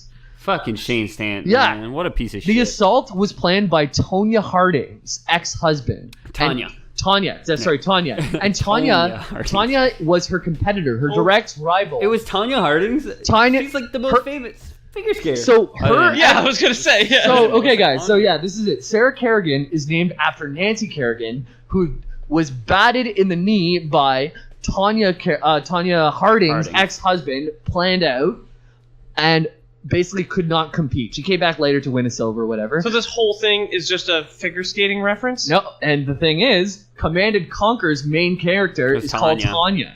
So this was kind of a joke at like Command and Conquer batting out the needs of Starcraft and trying to get ahead. Oh, wow. Yeah, they named Sarah Kerrigan after that. Yo, I couldn't Red Alert believe was it. a fucking boss game. I love StarCraft. Red Alert. Red Alert 1 was a fucking boss game too. The whole Command and Conquer series, Tiberian Sun 1 and 2, great fucking Yeah, game. one of my friends' favorite game is Red Alert 2. Yeah. Yeah, I've never played it, but Red she Alert 1. swears. I by have a big RTS. That is like where I started. I'm like, so RTS is bad one. at RTS. I'm bad at them. dude. Don't get me wrong. Oh my but god, that's I hate them. most games I play. Like I play turn-based. Like I talk about Yeah. XCOM a lot, Yeah. and I cannot wait. Like Yeah. War of the Chosen's Weekend. coming out. Like free weekend. I own it. Who cares? Play it. Yeah. But like War of the Chosen's out. Yeah. Maybe now. No, soon. I just have too much Dude. shit to play. I No, have yeah. to buy it when I'm done because it's going to consume It's my a life. hard life, Peter. I Man. know. I know. I have too many soul. video games. Yeah. Too many video games to play. Not enough that's time to masturbate. Am I No, right? exactly. Yeah. Yeah. My hands have gotten so soft in the intervening time. It's a great war. And the Great War also started in the end of the 20th 1911. 20th century. Damn it. Yeah. I'm so different sure. way. That was a great war. The Zerg. That wouldn't even be right if this was Lore Boys World War One. Yeah, yo, 1911 was fuck people in the 25th century taking our Great War. Being like, Yeah. that Great War, that wasn't shit. It's been done. Yeah, this is greater. Yeah. Well, as soon as you get 3 races into it, I'd argue that it's greater. That's true. Yeah. All of our wars have been civil wars so You far. can barely in our run a eyes. business with 3 races. Yeah. No kidding. In 1911? Ooh, In forget 1911, Forget yeah. about it. And I'm walking here. So the Zerg started infesting a planet. Chowsara was the name of it. not super important, but again, it's out there. Chosara, where the Terran had colonized. The Protoss wanted to eliminate the Zerg threat, like I had mentioned, and they moved in to cleanse the planet. The Terran were stuck in the middle, and this is where it starts. Because they think it's too seemingly... So we were fighting each other already? We were fighting each other. Well, we weren't fighting each other. We were colonizing.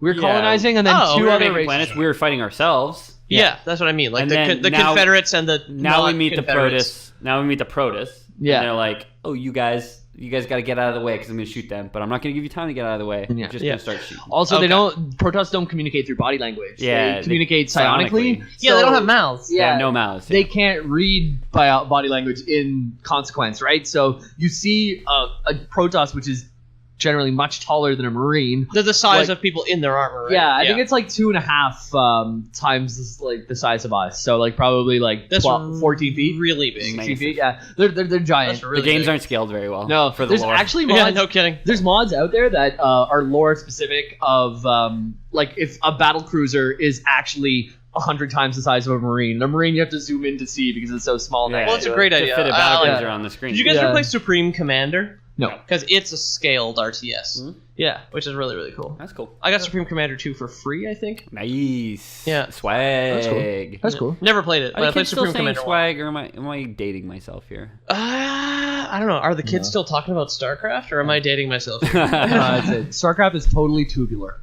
And yeah, the Rebel yell. Hawaiian gendered hand symbol. Gendered. Yeah, you can't shake it, remember? Oh, can I not? No, you don't. That's true. I gotta be like... Yeah, you gotta... Well, you can shake it, but... Peter's putting out his pinky and his thumb right now. And as Jamie said on the last podcast... Like a flip phone. Do not shake. The kids are still talking about flip phones, right? Yeah.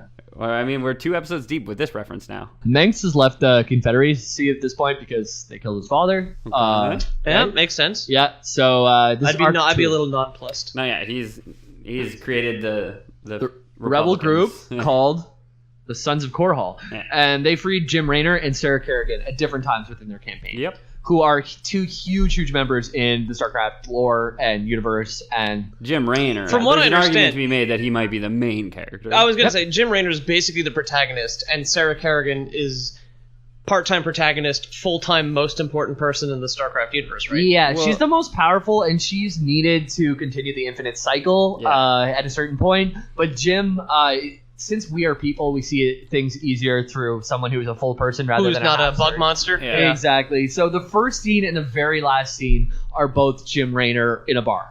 Yeah. So like, it is Jim Raynor that is the main story. But there's so many players, right?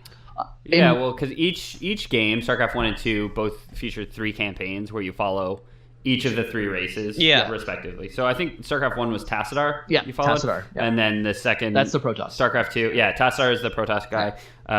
You follow the Hive Mind, the Overmind, in the Zerg campaign. Yeah. And you follow Jim Raynor. And then when Brood War came out, you were following Sarah Kerrigan all of a sudden. Because it also gives credibility to you as a player, as an RTS. You're commanding an army, so you kind of need to play as the person who could command an entire army at once, right? Like Jim Raynor has his telecoms. He can tell Marines to go there at a certain time. Sarah Kerrigan was like a hive mind, so she could just think about something and she becomes a hive mind. We haven't got there yet. But. No, yeah. But I knew that because Kerrigan classically is either a ghost or she was a ghost being like a techno spy, basically, which is like a cyberpunk spy, and then she was becomes special forces in the Terran army. Yeah, and then she becomes or for the rebels. What is it?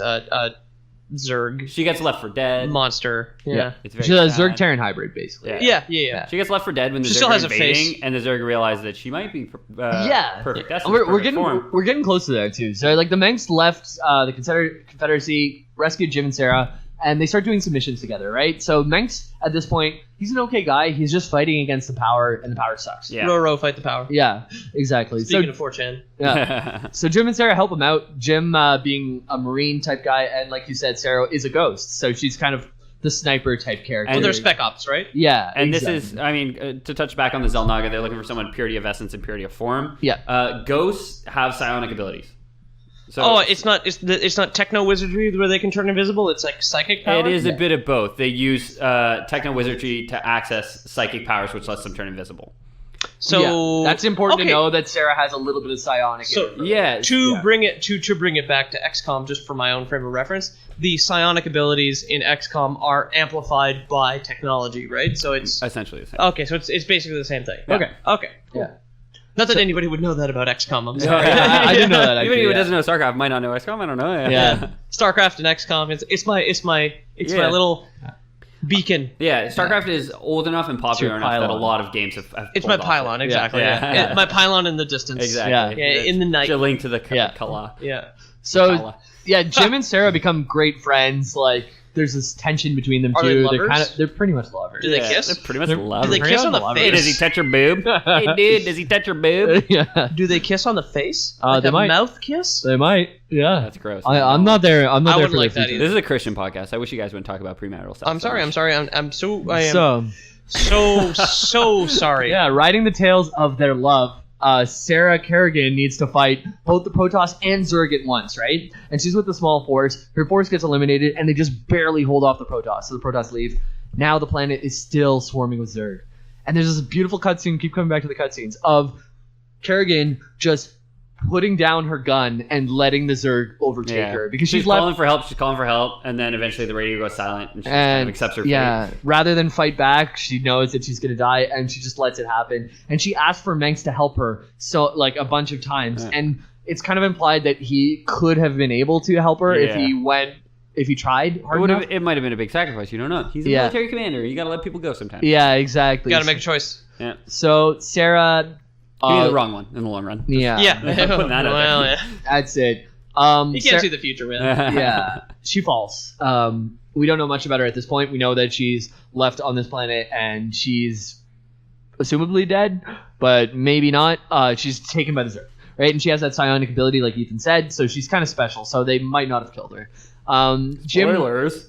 Jim Raynor promptly leaves Manx because he really liked her and he thought that was a bad decision. Yeah. And he says, "Fuck this," and he forms Raiders. Yeah, He Raiders. gets grumpy because his girlfriend is gone now. Yeah. Girlfriend's gone, so he breaks up with his best friend. Yeah, it's important to note that Raynor also got kicked out of the Confederacy for going against protocol to save a bunch of people. For So not being that's racist enough, apparently. Yeah, well, he's very much like I'm fighting for the little man, you know what I mean? Yeah. And, Oh, like, there's he's- these military commanders, like, we'd love to save them, but we're looking at the big picture. He's like, no, fuck you. I'm going to save every single person. Yeah. Okay, yeah. But every single person being much less than you would That's save in the it. long run. So he got imprisoned by the Confederacy. Manx broke him out, being a rebel, and then he left Manx at this moment because he's now fighting after the little man. Yeah. My God. He got Yeah. court-martialed, went to jail. He just Got busted cannot out. be satisfied. No. He's just like, I want to do things my way, so I'm going to Exactly. join the military. Yeah. That was a fucking mistake. That was a bad move. Fucking mistake. That's it. So we made the Raiders. And the Confederacy actually fell to Manx later. And So the He's Sons the- of Korhal He's the take thin. over the Confederacy. yeah, the Sons of Coral, and it becomes something called the Dominion. Dominion. Yeah, you got it. Yeah. He's the thin guy with like the extravagant coat who like talks down Yeah. to you in StarCraft 2, right? Pretty much, yeah. Yeah, I've- StarCraft 1. I've seen that cutscene. In Heart of the Storm, he talks down to you a bit too. Oh, does he? Yeah. He talks into Kerrigan more than Okay. the other one, but because like that's the main. But it's Valerian in StarCraft 2, isn't it? he is the main Manx, but the Oh, the yeah, antagonist sorry, yeah. in Heart of the Swarm is Arcturus Manx. Yeah, And you're working with Valerian. Yeah, you're working with Valerian, Which like is Arcturus' son for everyone listening at home. yeah, begrudgingly. Sarah doesn't trust him, but Valerian ends up being a better man. He's than a his good guy. father. Yeah. Okay. Yeah. Yeah. So now Kerrigan, we find out that she's being mutated by the Zerg. She was not killed, but captured. They give her dreadlocks. Yeah, they do give her made of dreadlocks, dirty yeah. bug legs. Yeah. That was the first step, actually. They wings. tied her down and just dreaded her Dreaded hair. her hair. Yeah. Oh, the dreaded torture. Yeah, that's it with Zerg mucus. Just Yeah. Ew. Stop. So she becomes a Zerg Terran hybrid, and she was also instrumental in figuring out how to assimilate the Protoss for the Zerg. And that's why the Zerg, that's one of their main things. I keep saying Prime Directive, but that's one of their main things. And Prime Directive still. They're not robots, It's but like it a still main makes thing. sense. Yeah, Yeah. it works. It's the main thing. It works. Yeah, I it's just the need, main thing. Yeah, I gotta change my diction. That's all. So Kerrigan, she was instrumental in figuring out how Zerg could figure out the Protoss because she has some psionic in her, right? So, and that's Got a what little the bit of Zerg wanted. psionic in her, you know. Yeah. Yeah. You got a little psionic in you? Do you want to? That's what the Protoss say. But the Protoss were the first children of, or not Are the you children. like discreetly burping and like? As discreetly as possible. Exhaling it out. Your Not so discreet anymore. Well, it's just because your face was just ridiculous. You're like, For all the viewers at home, here's my face. I'll describe it. Yeah, please do. Please do. It's your turn. Paint a word picture.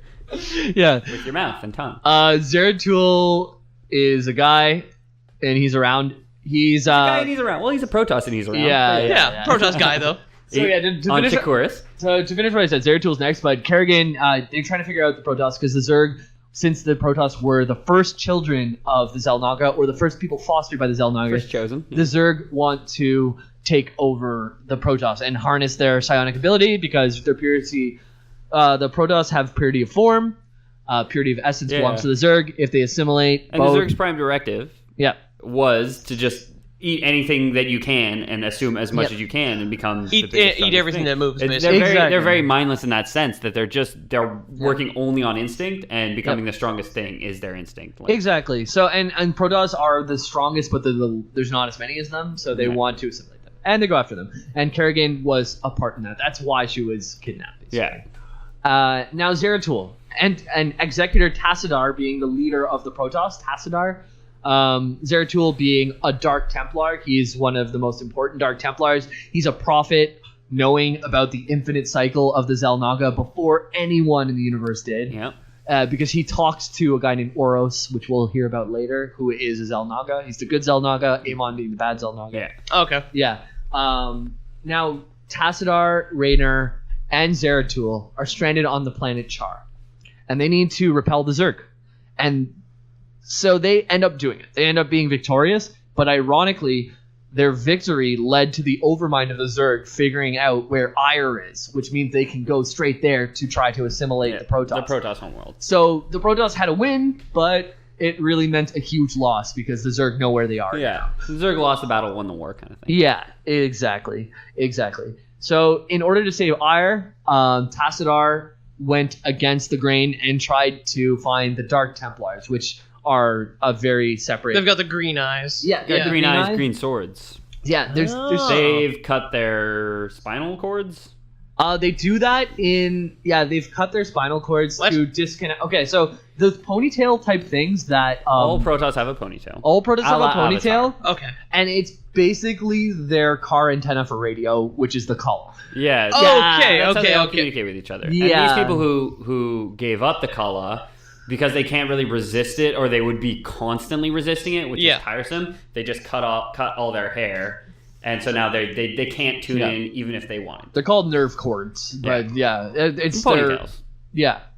It's that makes sense. It's a tentacle shit, right? Yeah. Oh yeah. Yeah, it's a braided thing. Yeah. It's braided nerves on the back of their head. That's it. Very exposed nerve endings. But, I'm not 100% that all of them have done this as well. I think Zeratul might still have his, but please correct me if not. Zeratul doesn't. Okay. So I just played the cutscene in Legacy of the Void. Okay. I was thinking back to that cutscene, so I'm glad you did. No. No Dark Templar. No. Why does he wear like a bandana over his face? Why not? If he doesn't have a mouth. It looks cool. Yeah, I don't know. Keeps his chin warm.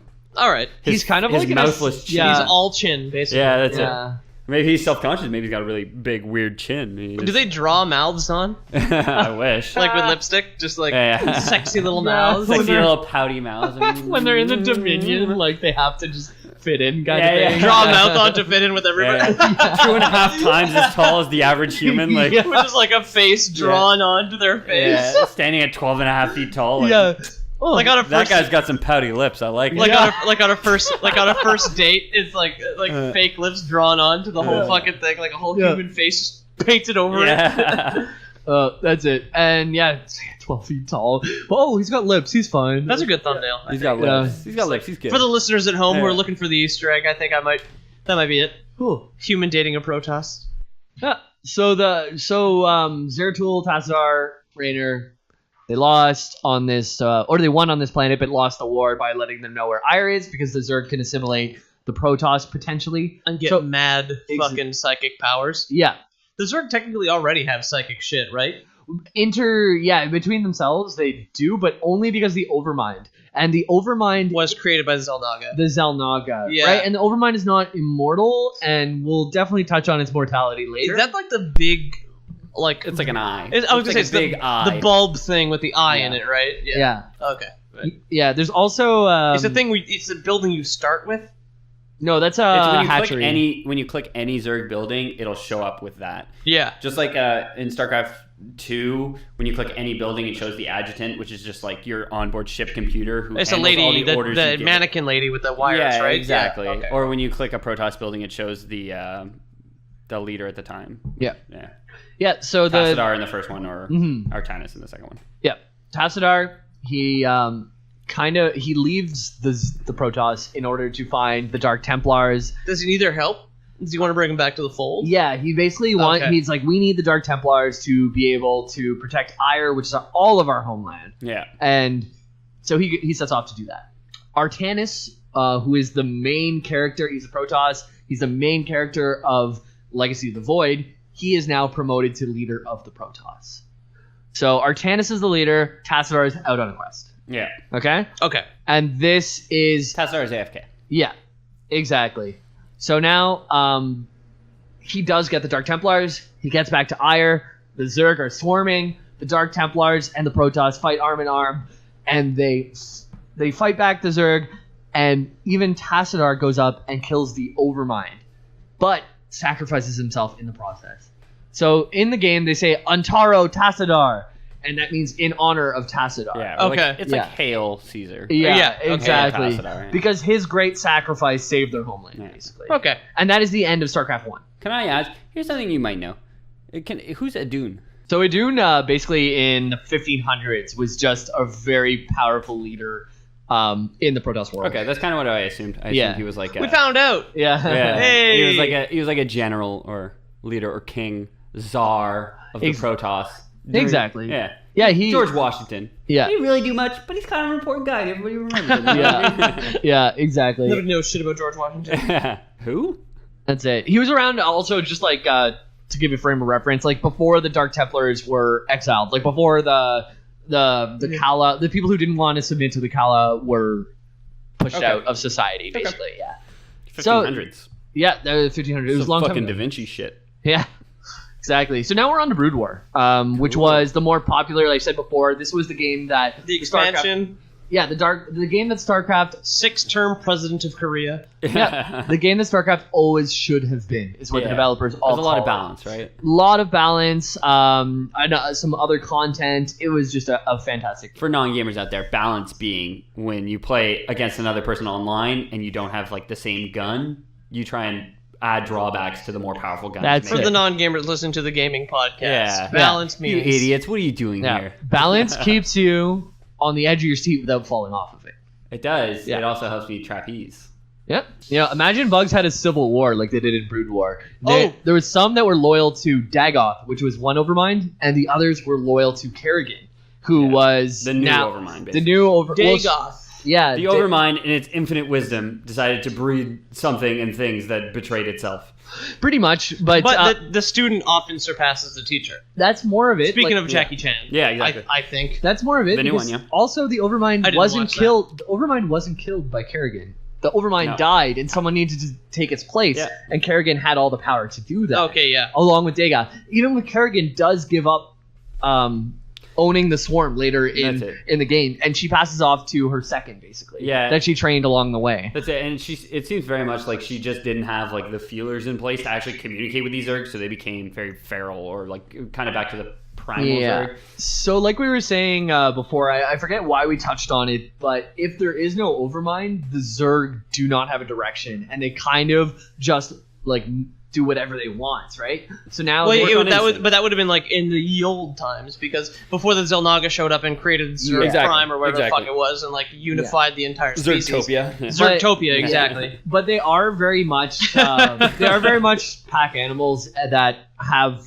they understand a hierarchy. So when they see someone like Dagoth or Kerrigan come by, when they see Dagoth or Kerrigan come by, they realize they need to submit to them and follow their will because they're much more powerful. So the Zerg had no direction. Very much a talk shit, get hit kind of species. Yeah, exactly. Right? Yeah. That's it. So the Zerg had no direction after the sacrifice of Tassadar, basically, and these this Brood War is the civil war between Dagoth and the Broods. Yeah, Dagoth and Kerrigan to who's going to become the leader. And so in Brood War, is there no human or Protoss campaign? It's Zerg v Zerg. Both are players in the game, but it's the focus is on Zerg. Okay, there is expansions for all 3 campaigns, and there's even expansion. Wait, what in the first game? In when Brood War came out, it extended each of the first. Oh, it extended all 3 campaigns. I see. And the expansion extended all 3 campaigns. Sorry, yeah. What the humans were doing while this Brood War was going on. I thought there were other things that were released because I'm poisoned by modern games. Yeah. There are other Starcraft was released in 3 parts over the course of 10 years. Yeah, to answer your question, there were other things that were released by not Blizzard, but were given Blizzard's blessing, basically. Other little things that were with the Brood War engine and the Brood War game, but it was mods, like mod tools. Yeah, it's pretty much mods, but I didn't touch on them because they weren't made by Blizzard. They're non-canonical, but they're out there. There's still some good ones. I'm sure. Yeah, I'm sure there mods. are. Exactly. Mods generally good. Yeah, not generally, but there are good mods. Yeah. The idea of modding is generally good. Mods that come and turn into games. Yeah. Like Counter-Strike, Team like Fortress, Dota. Yeah. So Ire, it went through some trouble recently, right? Like, because the Zerg were fighting it, Tassadar did manage to kill the Overmind, but there was a lot of damage done. So there's a lot of refugees leaving Ire. And they went to Shakuras, which is the Dark Templar area. Yeah. Basically. Right, so, yes. So they're still Protoss. They're not the best of friends, but that's safer than going to a Zerg land, right? And a lot of them blame the people of Shakuras for the fact that Ire fell in the first place. Because Shakuras, the Dark Templars, didn't go help them when Ire was falling. Yeah. They didn't leave Shakuras to go back them up. So they still took them in, but a lot of them were like pretty peeved. Because they were like, you didn't fucking show up to help us when home was burning. Yeah, okay, yeah. So now the Overmind's down, and Kerrigan was in the power. The Overmind was controlling Kerrigan because she had been infested by the Zerg. So now the Overmind's dead, and she has her own free will. So she goes and she allies with all of the Protoss on Shakuras, being some of the normal Protoss and all of the Dark Templar.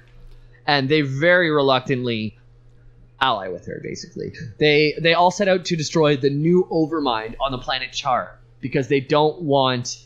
Kerrigan doesn't want to fall under the mind control again, and... Everyone else is like, it's a wild card, you know? Yeah. We've spoken with Kerrigan. We know we can deal with her at the very least. Yeah. This guy, who the fuck knows? Like, exactly. Kerrigan got her freedom, and now all of a sudden that's all she wants. Boo-hoo. Yeah. Boo-hoo. Boo-hoo. Doesn't like mind control. Yeah. God, what a baby. Yeah. So that's it. They don't I know can what... deal with my space magic. Now here I am, enjoying a nice, refreshing Coca-Cola. Really, I'm more of a Pepsi-Cola kind of guy. You're Did you hear fucking about dead new to me and I hate Pepsi-Cola Zero?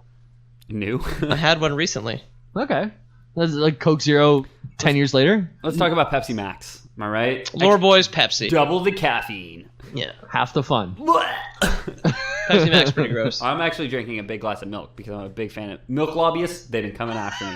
Ever since we started this podcast, the milk lobbyists won't stop hitting me up. Ethan we all have the Gmail app. It's very odd, the amount of milk lobbyist emails that we get. Ethan loves coming to my hot apartment on a summer day and drinking just a nice, drinking big, refreshing, 2 liter of milk. bone-strengthening glass of milk.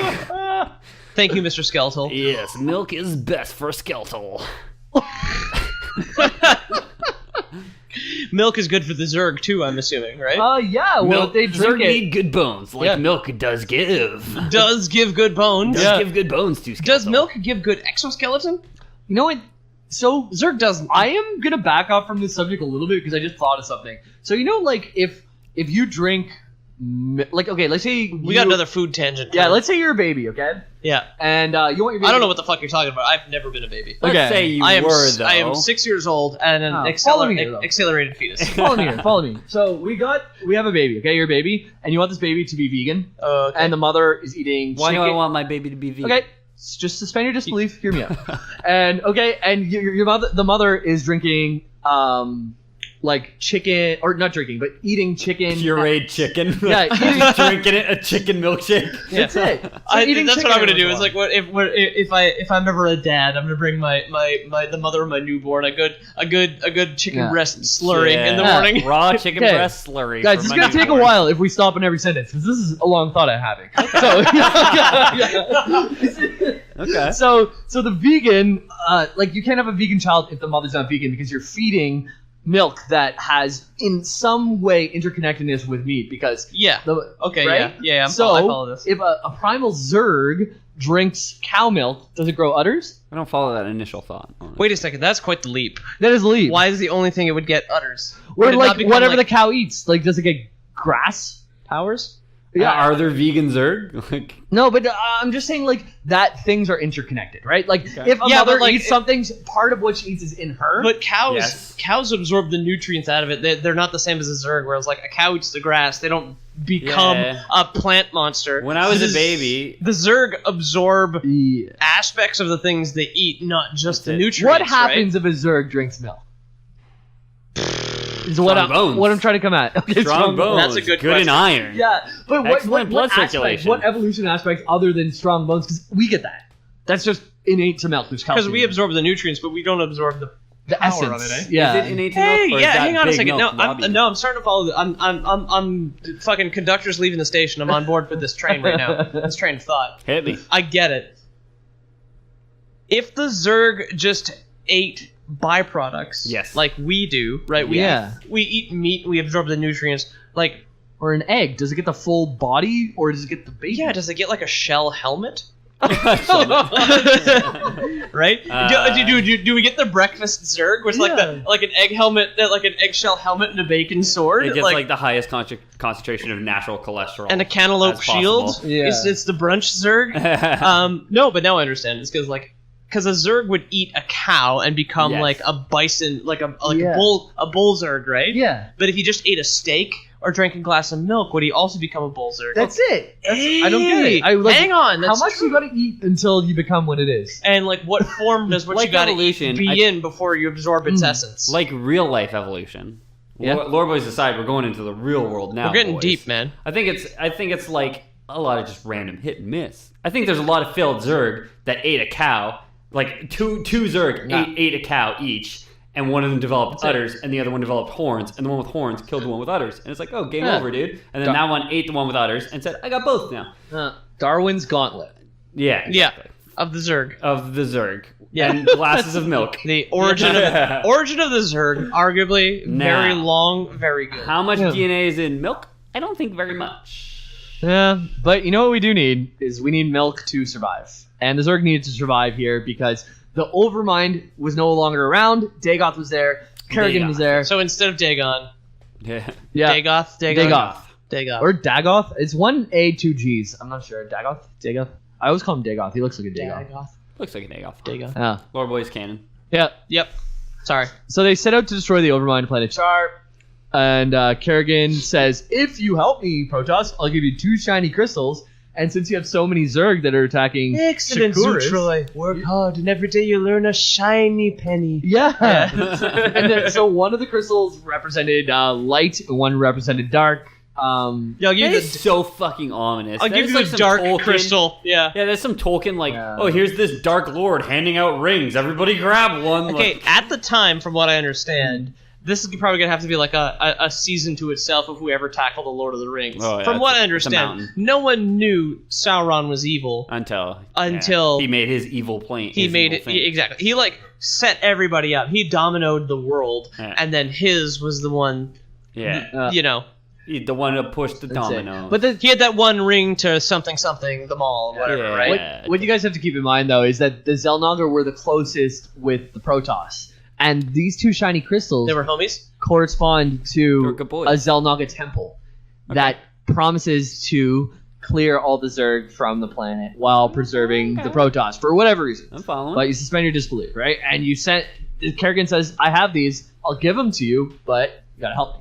So you gotta kill this Overmind." So they team up and they do that with some interference from Terran along the way, just because Terrans they're meddlers. They poke We're that meddlers. they poke that bee's nest in the Milky Way, and Yeah. they just say, it's going now. Well, that's it. There's this civil war going on, and a lot of them feel like they can manipulate the real war Yeah.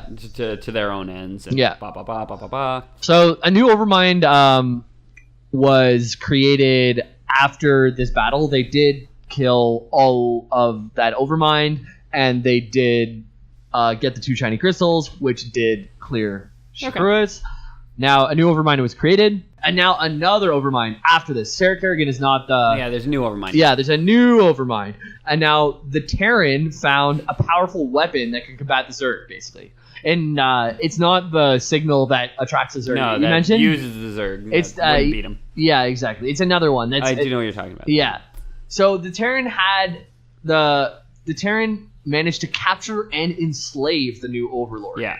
So oh fuck. Yeah. So now the Terran have control of the Zerg, or some of them. Not some all of them. Yeah. Yeah. One half.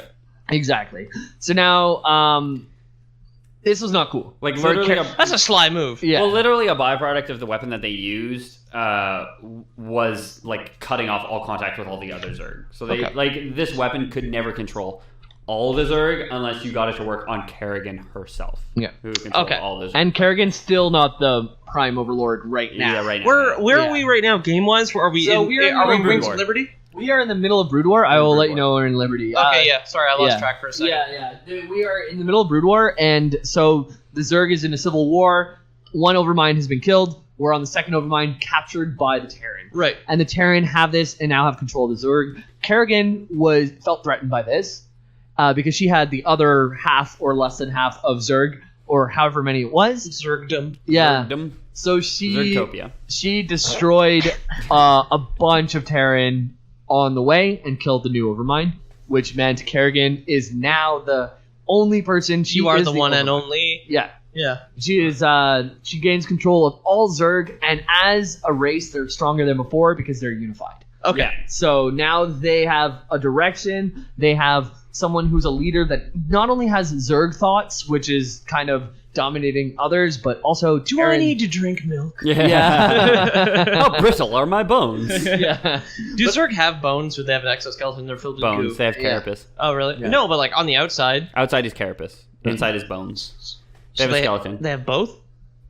No, outside is they have armor. Natural armor on the outside. Okay, well, yeah, so they're like dinosaurs. Like some of those armored dinosaurs? Yeah, the armored dinosaurs. Yeah, so like armored dinosaurs, They're not like they're bugs. armadillos. Yeah. All right. Armadillo. As we know in Texas, because they're abundant. They're everywhere. Yeah. My They favorite basically- Digimon, Armadillomon. Armadillomon. And turn into Digmon. Yeah. Turn into armadillos dig. some other to a submarine at some point. Diglett. So Kerrigan, she is the ruler, and that's the end of Brood War. Okay. So wait a second. You guys got left with a cliffhanger for 9 years? yeah, it's pretty much that. Says me, the Half-Life fan who's been left on a cliffhanger for 10 years. Never mind. Yeah. Yeah, no, excuse me. I was almost like, why did you even go back? It's because you guys got a fucking game out of it. Yeah, we did. My fucking Unlike bad. Half-Life 3, which Get never some happened. harnesses. No, Half-Life 3's never going to understand That's what the it. fuck is going on in that. Get some harnesses. You're not leaving that cliff. No. That's it. So Wings of Liberty. Cliffhanger. Yeah. I mean, there was a lot of resolution. Cliff. It was almost like its own arc, and the StarCraft 1 like ended almost in a way that you were like, okay, like I said, it was like everyone was like, okay, we can deal with Kerrigan. You know what I mean? Yeah. It just like the whole Brood War just like set it up so that the Zerg weren't just like this wild card, but they were like an actual player in the game. You know what I mean? Okay. So they were like, they're like, we're here, we're an organized unit, Queer, we're a race get of used to people. Yeah. We're here, we're queer, we don't want any more bears. Right. Yeah. Yep. So Wings of Liberty, I remember StarCraft that. 2, 9 years later. This StarCraft, it's important to note that as Brood War was recrafted as StarCraft 1 to be a esports type of game, basically, StarCraft 2 was made as an esports type of game from the start. Out the gate, Out dude. the gate, they knew that this was going to be a game that would be well received. They had the community, and they had the time. They had 9 years. I'm still fairly certain that didn't happen, though. I'm not sure. I like citation needed. Heavy duty fucking citation needed. Like multiple asterisks. Yeah. I think they were wrong because I'm still fairly certain Broodware's You're totally wrong. Broodware. You're totally wrong. Am I? StarCraft 2 was huge. Yeah. So dude. StarCraft, Number one prize. I'm talking in Korea only, though. Like worldwide, they and in Korea, absolutely. All the StarCraft big 2 Brood War guys transferred to. StarCraft 2 is the standard for competitive RTS. Yeah. Okay. Yeah, it is. Okay. And It's probably the biggest competitive RTS. it has It's things the only like competitive RTS I've ever heard of. Is the thing like what the fuck else is there? Nobody else. It's like no Command and Conquer. League. No, not for a long time. Right. Yeah. So StarCraft 2, it was made that.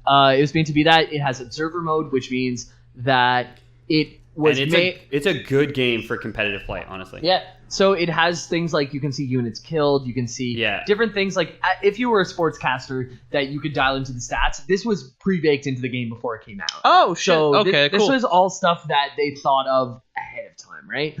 So Wings of Liberty, there is a story. Well, they had to swing an election in Korea. Yeah, obviously, right? Yeah, that's it.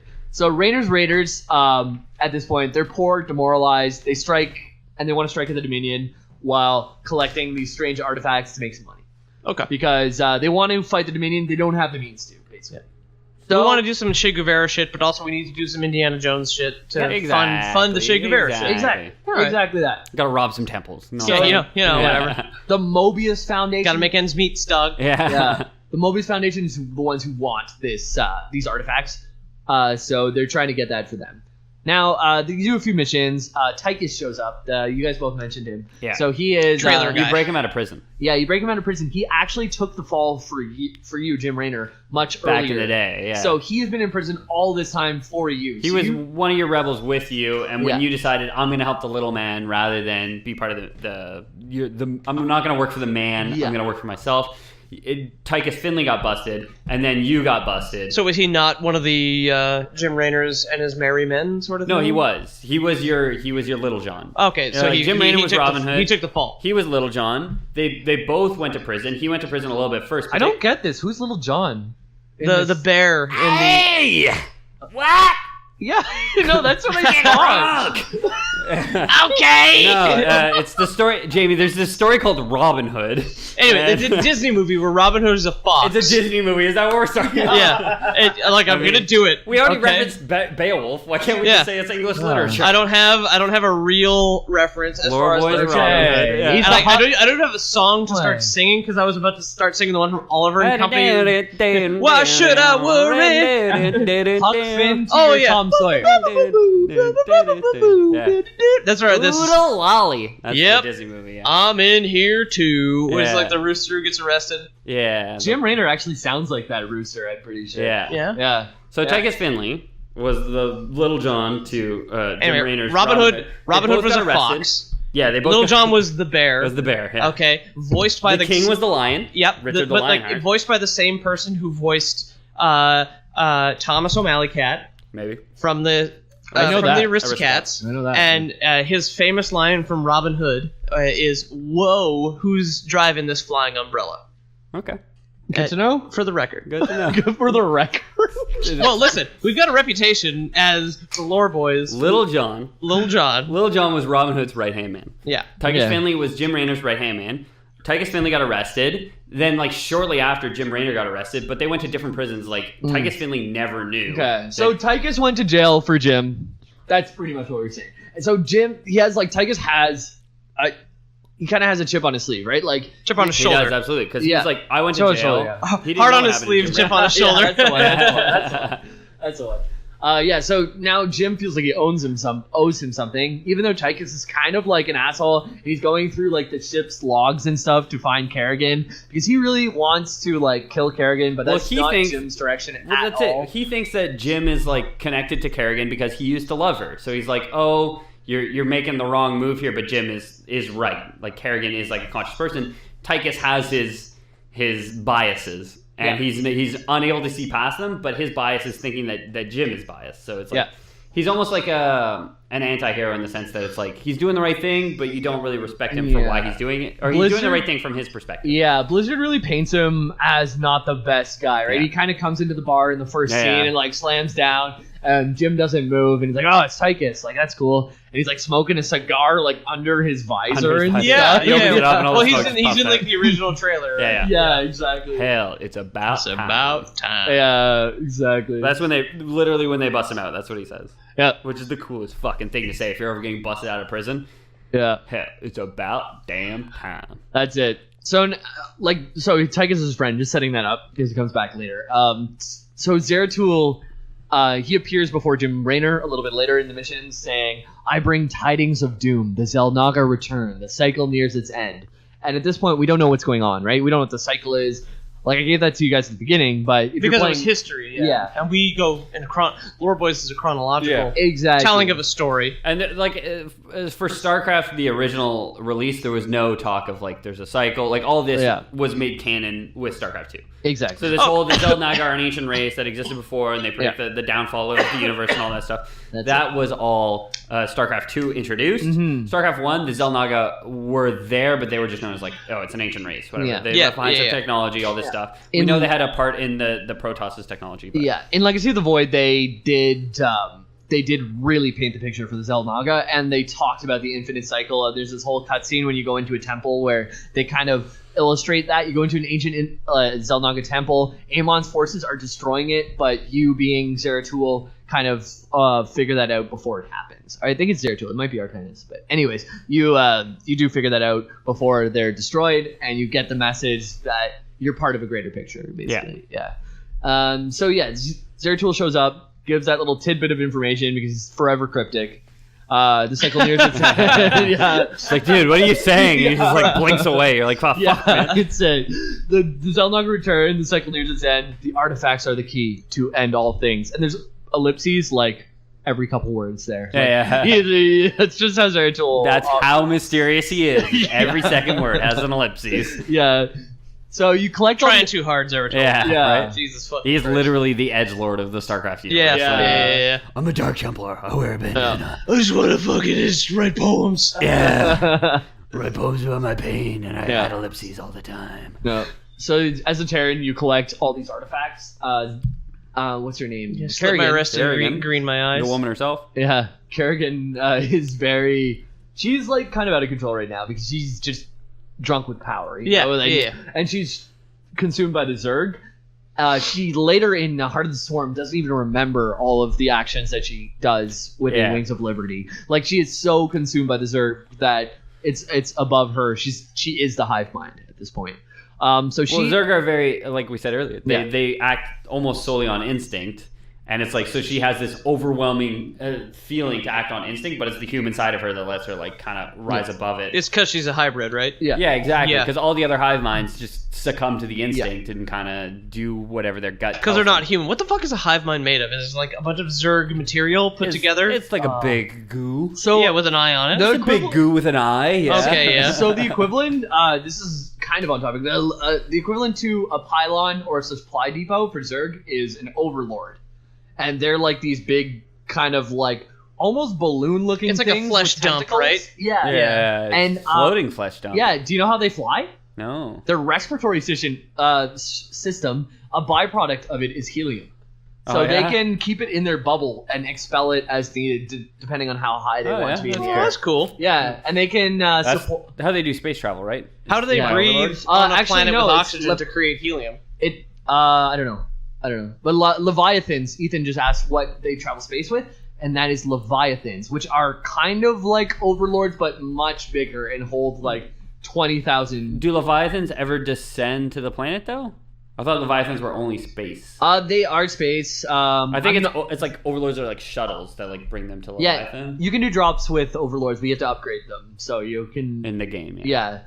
So, which is what we're talking about. So, I would imagine that's how it works. Yeah. That you have to upgrade them. Yeah, that makes sense. It all adds up. Yeah. I can count to 4. Yeah. Pick it up what you're laying down. Yeah. I also didn't mention before, but we were talking about Terran. They have a unit called Battle Cruiser. Battle Cruiser, that's right. Battle Cruisers. And they're pretty expensive, but every time you kill one of those in the game, you're killing 4,000 to 7,000 people. Yeah.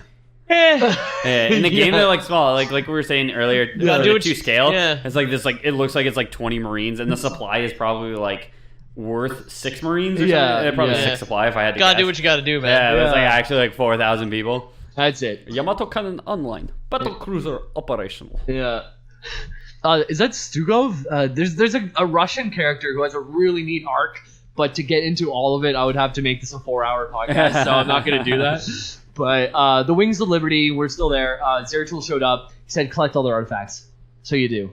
And you just collect all the artifacts, and the Zerg are, like I was saying, Kerrigan's kind of out of control at this point. She is trying to get to you, right? Yeah. So she is trying to take all. She wants some of that Terran dick. Oh yeah. Yeah. Well, she for a post Terran. She wants spider wings. She misses the old. No big Strange. deal. Yeah. She wants this artifact, which is Zelnaga in nature. Yeah. And is it the dark crystal or the good crystal?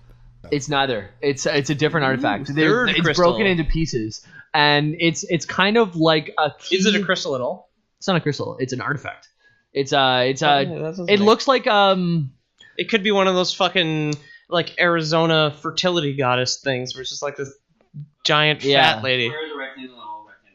Yeah. So this is a square that is really tall. You're right. Okay. So it's like a square cylinder, whatever those are called, rectangles. A square rectangular cylinder? prism. It's a rectangular prism, but it's square-like in shape. A tube with corners. Into 3 pieces. Okay. Yeah, it's called the keystone, and it is a key. So that's what we do. We go and we collect all of them. Kerrigan's trying to fight us every step of the way. And then... Sounds like my Friday night. So it turns out that the artifact and the keystone can be used to disinfect or de-infestate. De-infest? I don't know. Anyways, you can use exterminate. Yeah, but it's like preserve Kerrigan without taking the human out of her, but taking the Zerg out of her, basically. De-Zerg. Kerrigan? Yeah. So to de-Zerg her, but not her spider dreads. Yeah. You get rid of her spider wings. You do get almost rid of her spider dreads. You get her there. You kind of plant her in the middle, and the mission is it's an RTS, right? So you're building an army to defend Kerrigan, who's stuck in the middle, and Kerrigan is there. She's incapacitated, and the keystone is disinfecting her or de-zerging or whatever we want to call it, cleansing her in some description. Yeah, and the Zerg are not happy with this. This is their hive mind, so they are all converging on the spot.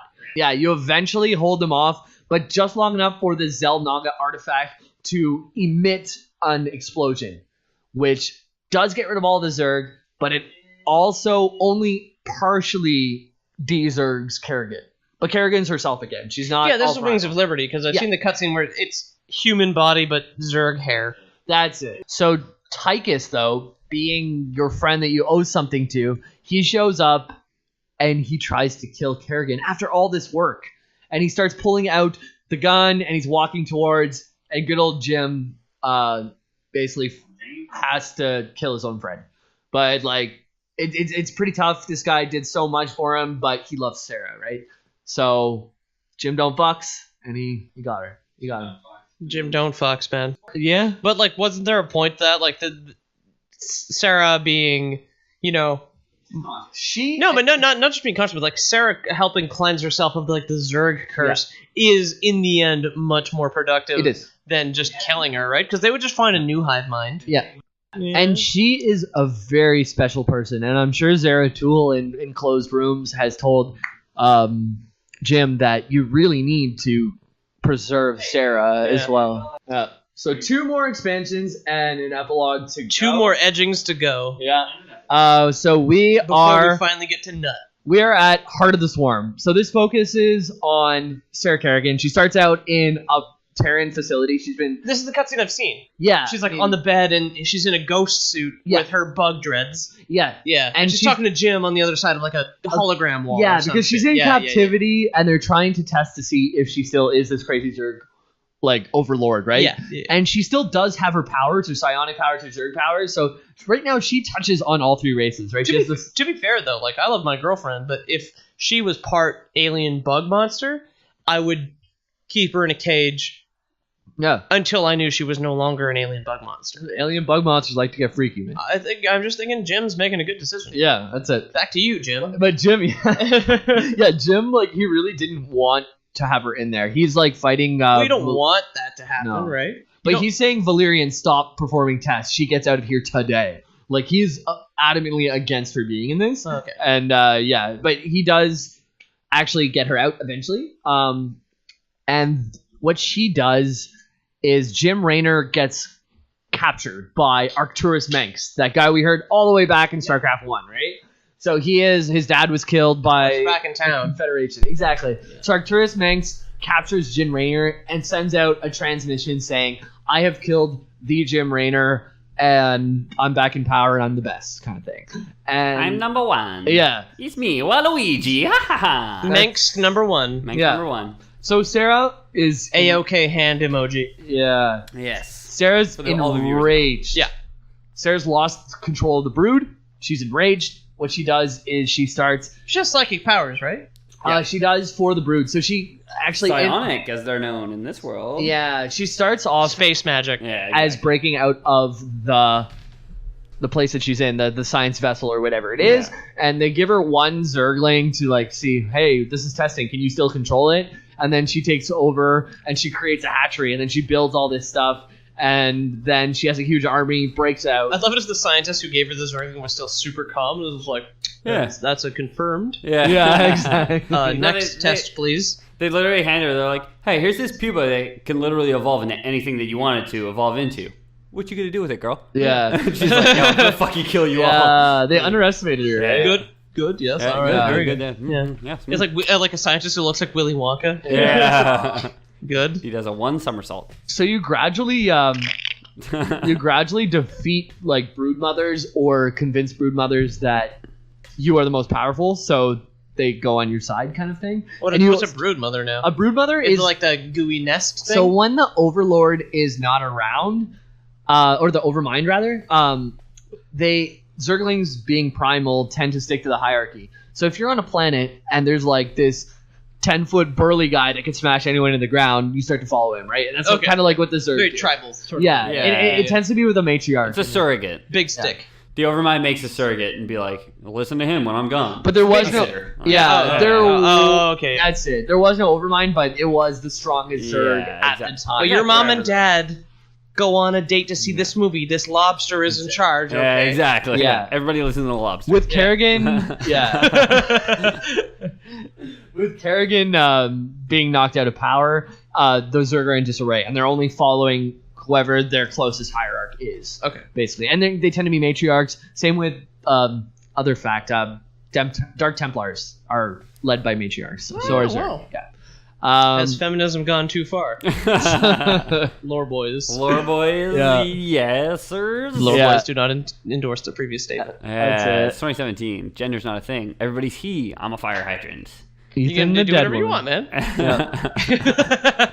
Sarah eventually visits Xeris, which is the homeworld of the Zerg. Xeris. This is the first time you go there. Zeratul. Does he have anything to do with this, or is it No. just like one writer got very stoned and like realized he had a deadline?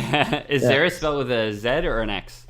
Xeris is spelled with Z. Probably, because the Zerg is it's Z. Zera We live in apostrophe. Texas. I mean Z. Zera apostrophe Tool, I believe.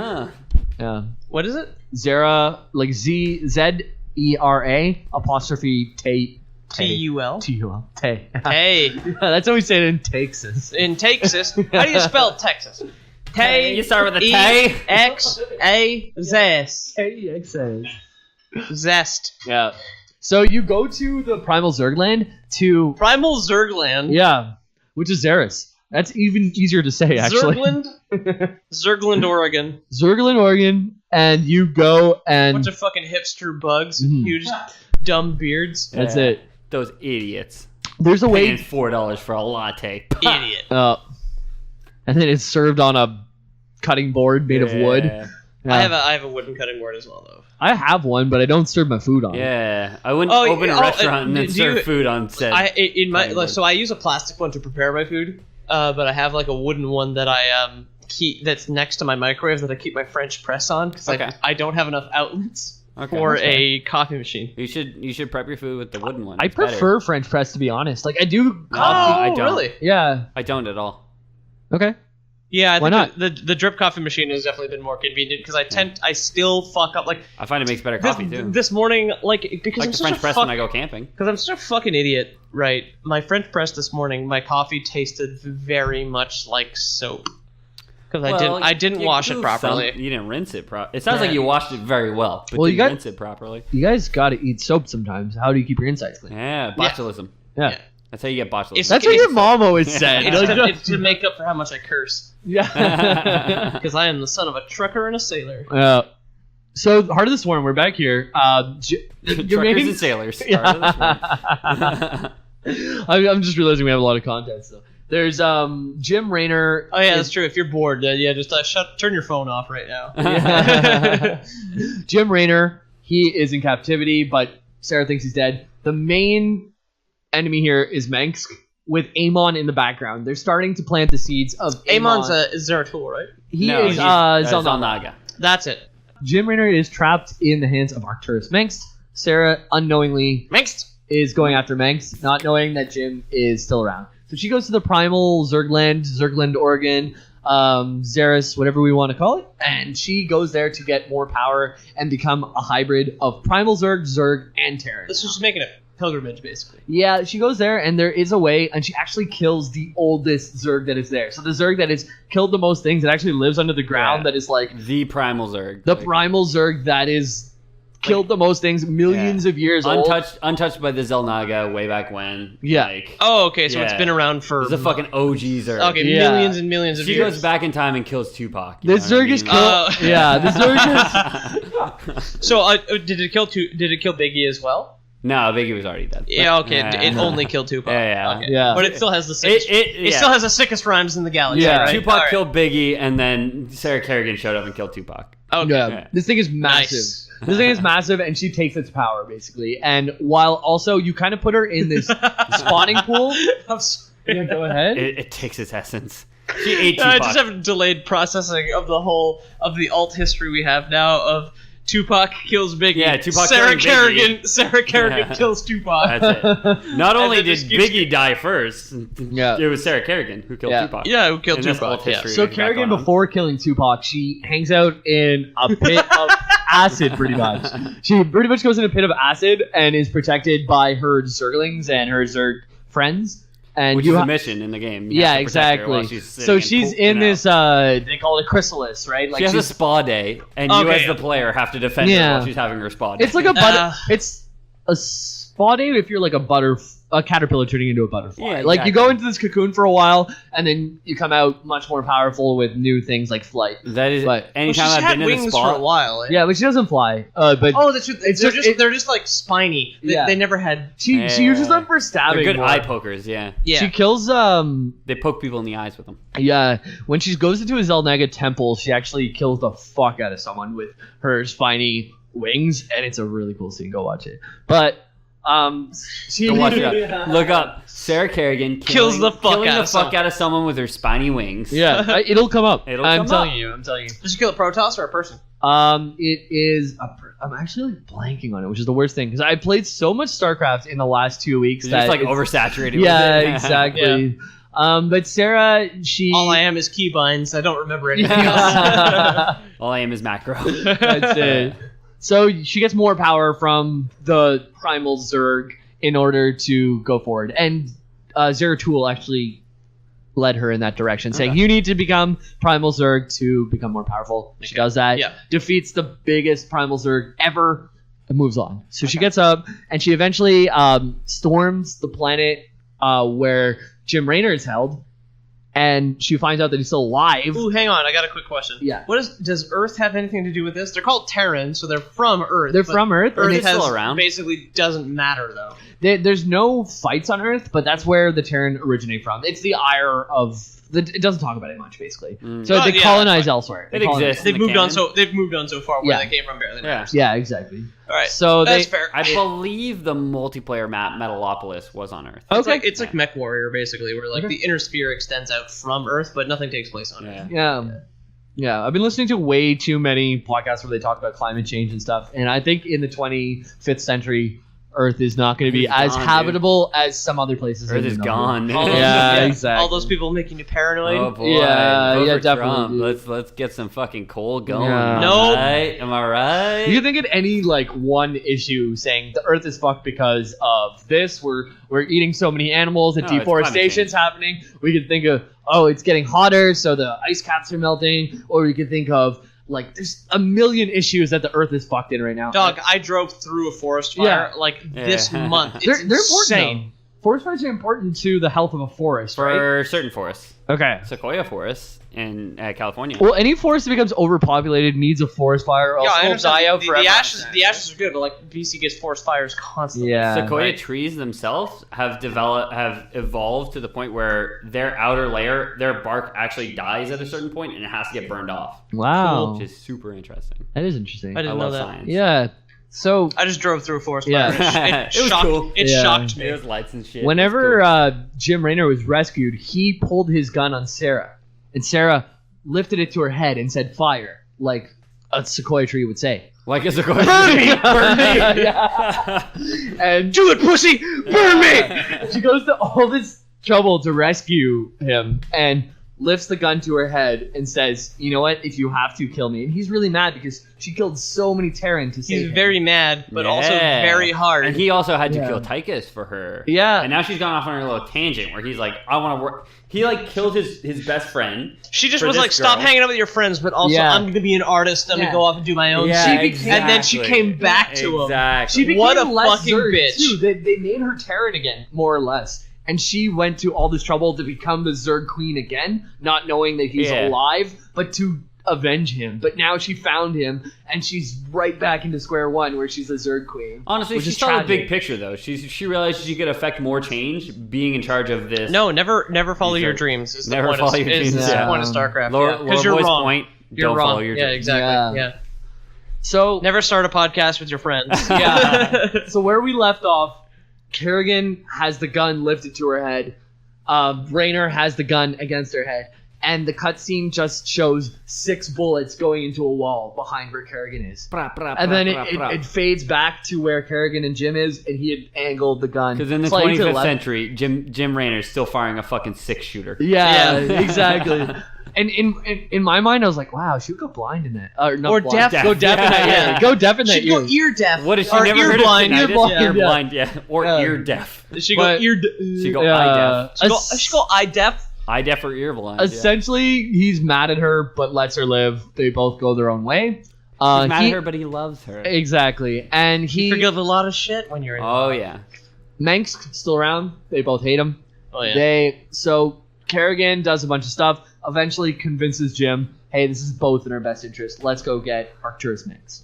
So this is the last mission. You get all your forces you possibly can, and you storm this huge base. And it takes a long time to get through it. And you save the civilians because Valerian asks you to do that. And then you get into Arcturus Mengsk's office, I guess, after defeating... It's just office. You got Yeah. past his secretary. After all that, Yeah. you managed to get past Do you his have an secretary. appointment and there's a whole mission? All that to say, Arcturus Mengsk pretty much killed almost all of his men trying to save himself because he's so greedy. Yeah, he's and a bad even though guy. it was a losing battle. He's a real rude dude. Yeah. So you get in there. Kerrigan goes in alone because this is her fight, and an electricity thing comes up from the middle of the ground and just not decapitates, whatever it means, which can't move. Dismembers?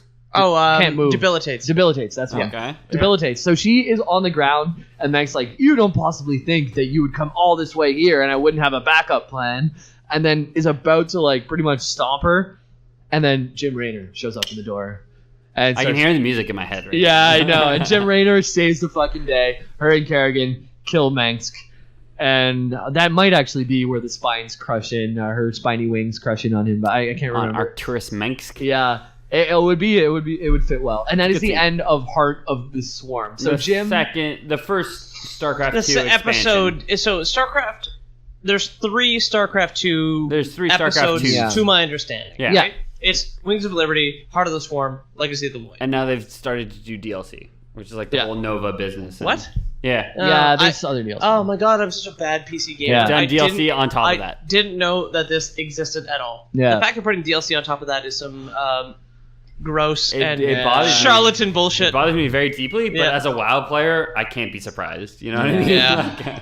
But as much as robbing people's money, I feel like I'd be robbing people's time if I didn't get into this. I got to get to Legacy of the Void. Okay. There's the Protoss campaign focuses on Cocaine campuses. Campaign focus. yeah, on Artanis as he leads his people against the war against Amon, which is the Xel'Naga that wants to. I'll give you some the of the bad Zelnag. Yeah, so bad being he wants to stop the infinite cycle because he believes the infinite cycle is a perpetuation of suffering. And he wants it all to end, and because he's suffered so much. But not only that, but he wants the people who keep the cycle going to suffer to see what it feels like. Yeah.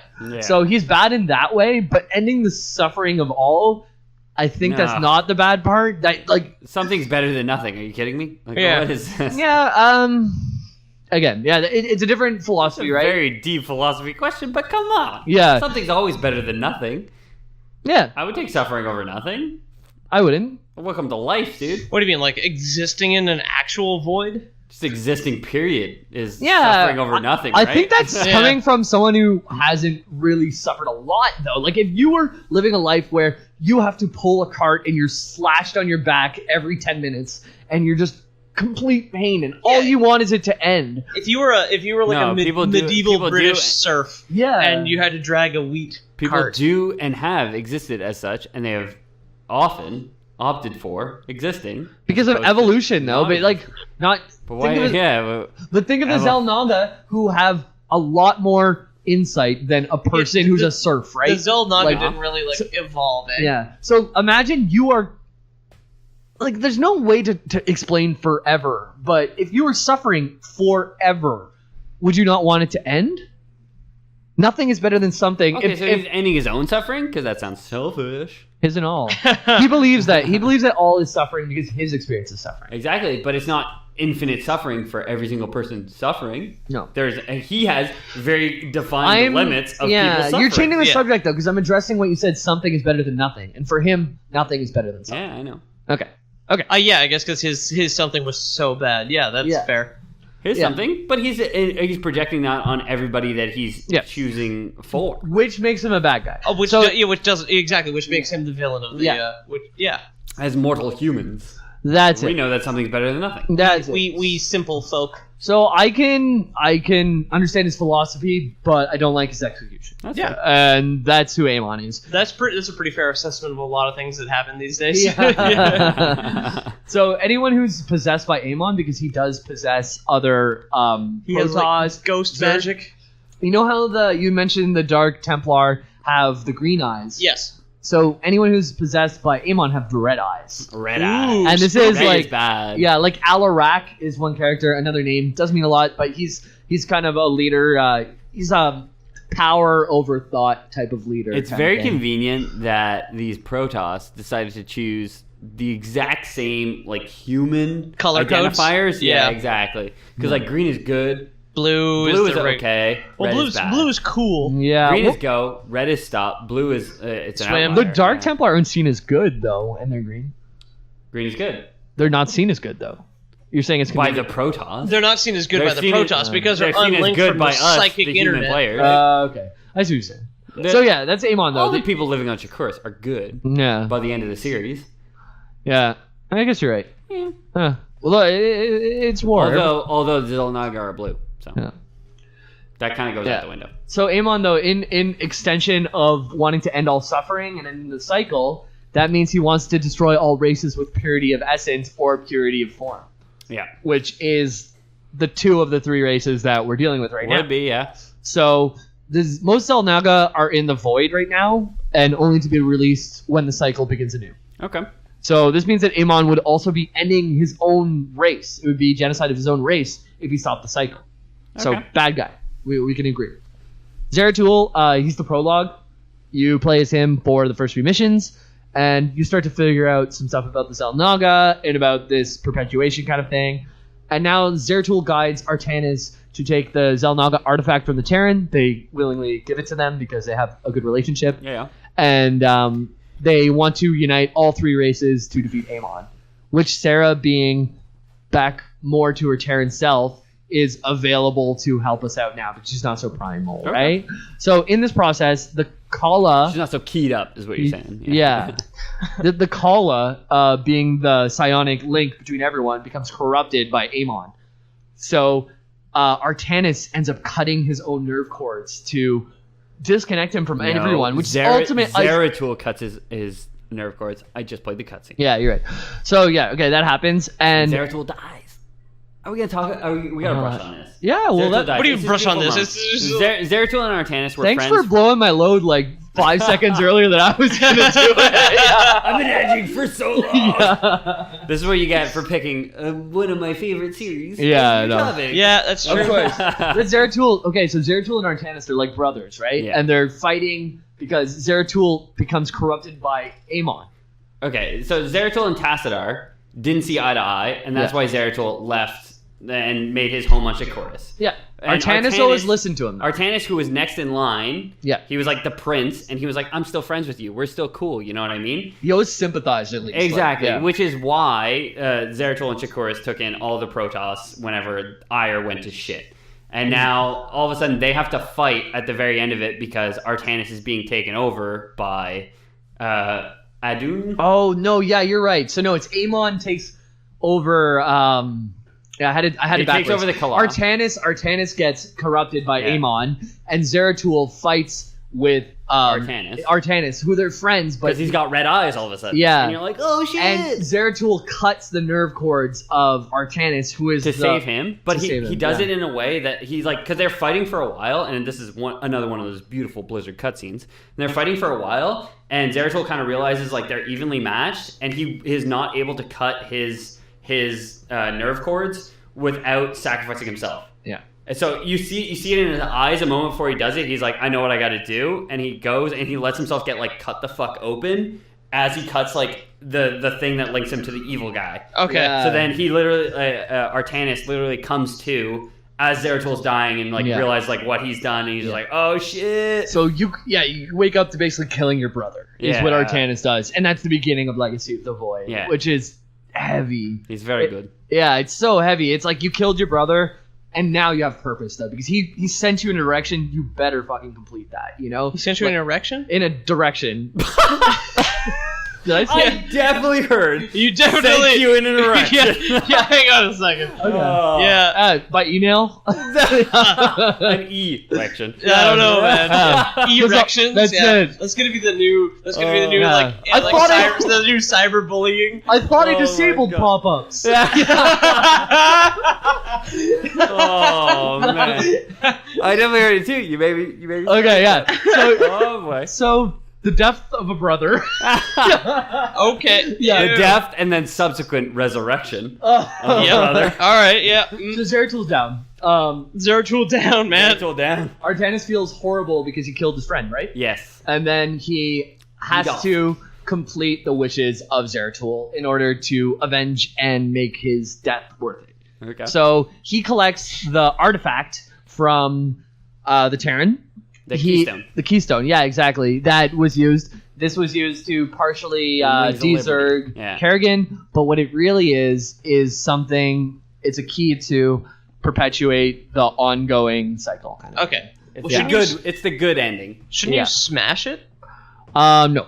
No, you want it. But you want to perpetuate the cycle? Peter, why would you fuck a stone? Smashing it is Amon. Why would you smash Amon wants to stop the cycle. No one wants to stop the cycle. This is what restarts the universe.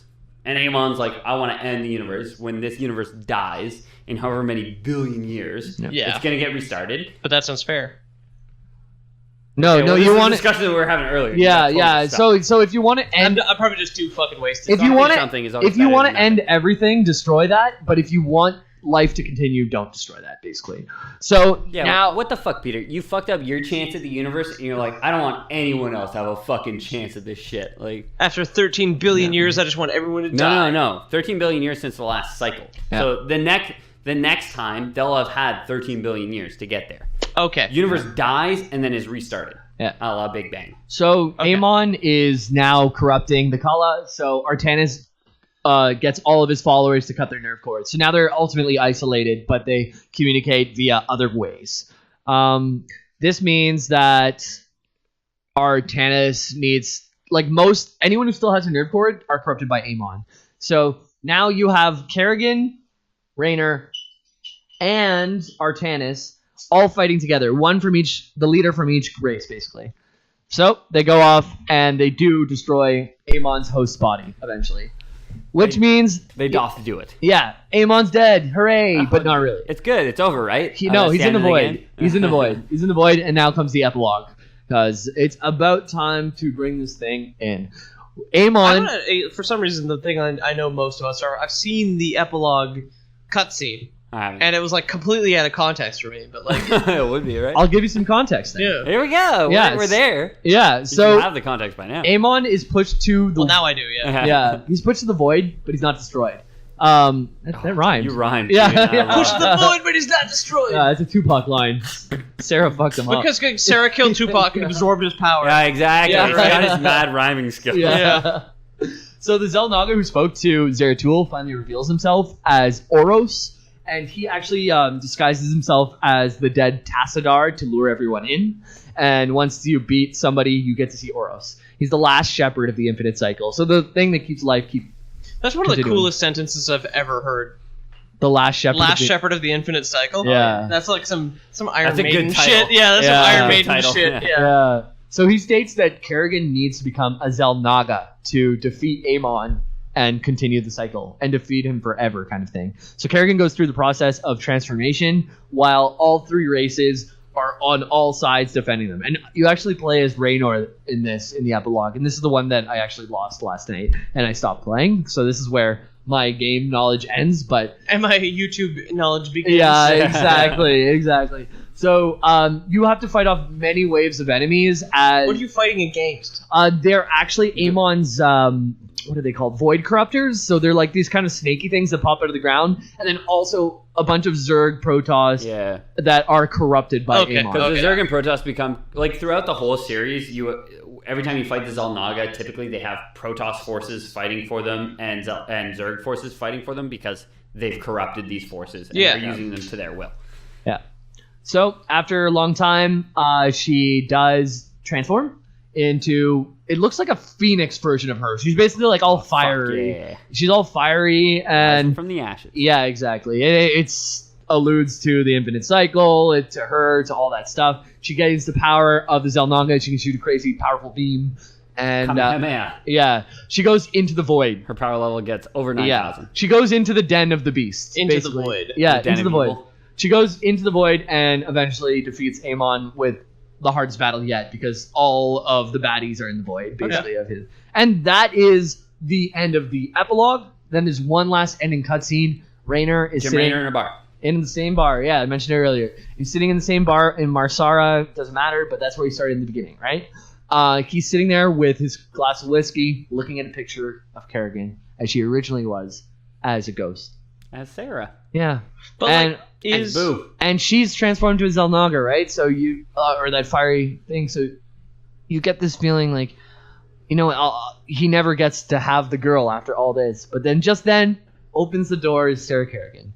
And he says, it's about damn time. And then they leave together. Is she like projecting herself or something? No, she's just a fiery... She is the Xel'Naga fiery person, but she's just... Weeaboo. Is she a redhead now? Yeah. Ooh! She is. Oh, yeah. Damn. Yeah, and those two run away together, and they're never heard again. Sarah Kerrigan never heard again. Sarah Kerrigan never heard again. Cut her hair again. Yeah, she... Also, she gives the Zerg to Zagara, who is a name, but she's basically... She's her broodmother. Is a broodmother that she kind of tutored throughout Heart of the Swarm. So the Zerg people are... like me. Yeah. To give closure on where each of the factions are, the Zerg are led by Zagara, the new queen, and she has been given the choice to lead the Zerg wherever the Zerg must be and not only do Kerrigan's thing. She sends Zagara to the Evolution Day to actually evolve her into someone more capable of foresight and things like that. So she goes through all this work to make her the new queen, and Zagara forcibly lays claim to the system surrounding Char. So she just goes back Fucked it up. She goes to Zerg, but at least they're localized to a planet. They're not fucking with anyone else. They just want their planet. More of a riot, less Can of a war. Can I just say, Blizzard, for all their intellectual property, 3/4 of it, they have painted themselves into a fucking corner as far as story is concerned. World of Warcraft itself is like done story-wise. Starcraft seemingly is done story-wise, and Diablo is seemingly done story-wise. So now they have Overwatch. Infinite Cycle. Oh, they go. Oh yeah, let's not fucking play the infinite cycle card for the sequel money. That's gonna be I mean, but like I don't know if I said this before. I said this about Nintendo people, but I'll say the same thing about Blizzard people. Like y'all motherfuckers will buy anything. I don't know. They're good games. I haven't bought the third expansion to Diablo 3. Or the first expansion to Diablo 3. Reaper of Souls. Oh, yeah? Never bought it. So before we bash Blizzard too much, fucking Blizzard it's more of a fanboy. Let me just tie this off. There's only 2 sentences left of this. Blizzard makes good games. Yeah, I do like their games, and they're clean and they're tight, and I like them. But all Protoss create a functional alliance. That's Alarak. That's Alarak being the guy who was controlled by the Zelnai. Yeah. So the bad Amon dude, he says he gives all of his troops basically, hey, if you don't like it here, go join the other Protoss, and you have a get out of my army free card. Yeah, you have a dessert for free. Yeah, but if not, for free. Yeah, but deserter coupon. Yeah. Exactly. Yeah. But if not, follow me, and don't think about it. We're not going to attack each other. So Protoss are cool. Zerg are localized to Char. After your 10th victory, your desertion is free. They just punch the card. Punch card. Yeah. And the Terran Dominion enter a golden age of prosperity and peace under Mengsk's youngest son, Valerian Mengsk. Yeah, that's right. And that is the absolute end of StarCraft 2 and a clear end of the StarCraft franchise. It's over now, eh? Yeah, I'm sure I've missed... Well, they can do middle episodes, as they kind of see. You know what I love spending $60 on is mid-quels. Borderlands, the pre-sequel, is my favorite game. Yeah, we know it's good. Yeah. Man, we rag on Borderlands a lot. I don't know. Yeah, well, you know what? It was a middle-of-the-road game. Yeah. I'm kind of happy. I know, it's like not bad enough to hate, but not good enough to like, so you might as well just it's make good fodder. fun of it. Yeah. Yeah. I don't know. I like the way it ended. I don't you don't bully a disabled kid, but you disable a bullied kid. Yeah. Yeah. No, you don't bully a disabled kid, but you bully a stupid kid, right? Oh yeah. That's what I was in high school at least. Yeah. So that's StarCraft, guys. I liked it. I liked it a lot. There's a lot to it. Very enthralled. There is more in there. There is so much more in there. There's the Russian dude. There's a ton of books. The Russian dude has a really nice arc too. He gets to put the knife in the... He gets... basically, there's a Russian dude who's a Terran, and he gets infested as a Zerg. He gets to put his knife in the heart of the guy who infested him. Nice. But 2 games later, and it's fantastic. Honestly, the 3 books, it's the first one, it touches on Kerrigan becoming the Queen of Blades, the heart of the Zerg. Yeah. The second book is there's this, we're Terran, and there's this weird Zelnaga artifact, but the main character thinks he is a farmer, but it's this Manchurian candidate situation where he's actually this super trained Marine, and the Zelnaga shows him all the brainwashing that's been done to him. Okay, yeah. And then the third one, like I said, is literally everybody dies by the end of the story because they were trying to go and retrieve this weapon, which would use the Zerg. But just them retrieving it summoned all the fucking Zerg and killed them all. Oh, it's cool. Yeah, I've really been enjoying the co-op missions as well. They're kind of repetitive now, but anyways, that is StarCraft. So we've been promising for a long time that we're going to read the reviews that you guys send us. Yes. And we want to stay true to our word. Finally. And we have some reviews here. And keep in mind, if any of you listening right now send a review, we will read it and we'll give you a shout out. So Ethan, could you please? Jesus Ghost says, super funny and damn smart. If you're looking for a nerdy podcast which expertly balances funny, nonsensical tangents with the occasional facts, this is for you. Check it out. It's a good listen. Keep it up, boys. 5 stars. 5 stars. Also, a concerned lizard says, put some respect on it. I am a lizard, and I'm appalled at how little the lore boys know about me. If they want to have a podcast in this day and age, they need to check the facts. This wouldn't happen on Mark Marone's podcast. Who the fuck is Mark Marone? Mark Maron, and he has one of the biggest podcasts out there, the W2F podcast. He was the cornerstone of podcasting for a while. Other than that, it is a fantastic podcast, especially the episodes where all the bird people disappear. Thank you so much for your reviews, guys. Concerned lizard. Keep sending them to us, and we will keep reading them. Yep, every single time. So, my name is James Miller, and you can find me at JaymIllk on Twitter, and also at James the Miller on Facebook. My name is Peter O'Donohue. You can find me at Pete O'Donohue on Twitter and Old Aunt Peter on Instagram. I'll be hosting our next episode, which will be about Half-Life. The Half-Life franchise will be the next that Boys franchise episode. with that perpetually unfinished third game. The next unfinished franchise will be the Half-Life franchise. I would kill if just like the author would release something and say something about the third episode. I would just at this point it's been 10 years. What I would really like is what amounts to basically a book report about the last thing. But just so I can get some closure. But we'll see about so next week. I can finally turn to dust. It's about heckin' time. We'll see next week what happens between now and then. I can't imagine much. Nothing's happened for the past 10 years. So. I'm not a wizard. And Ethan? You can find me at Ethan the Dead Man. Make sure to follow at Lore Boys Podcast on Twitter and on Instagram. This week, we are offering a special on Lore Boys Premium. It's very exciting. We've made a deal with Lucifer, Lord of Hell, Lord of Death himself. Faust did it. Why can't we? Simply cut your hand, press it up against a mirror, and then say Lore Boys backwards 3 times, and the Lord of Evil himself will show up at your place and offer you a mystery bag. Also, basically. One of 3 randomly chosen Lore Boys will appear in your apartment. Yeah. Swabby roll, swabby roll, swabby roll. Lore Boys out. Lore Boys out.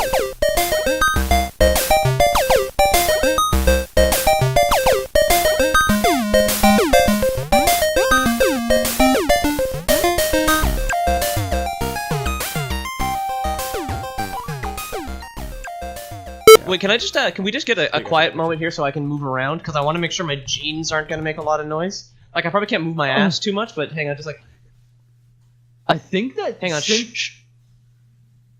It's not picking up at all. It's not picking up anything. Since we're so close now, it's going to cut out... Yeah. Holy fuck. And there's... Space is big, dude. Yeah, space is fucking big. Space is big, dude. And people are like, how could we have not... If there are aliens, how could we have not spotted aliens? This is like, why. Are you fucking kidding me? Like, Jesus Christ. Some of these galaxies don't even exist anymore. They're 13, billion years old. They all collapsed. And less than a bubble in your beer worth of galaxy is more than you can fathom. This is why every time people ask, do you think we'll ever encounter aliens? I'm like, no, it's never going to happen. Yeah. It would be such a cosmic miracle if we ever did. For both, right? That's it. Both that civilization and our civilization have to roll a 20 trillion sided dice and hit the same result. No, that's it. Yeah. And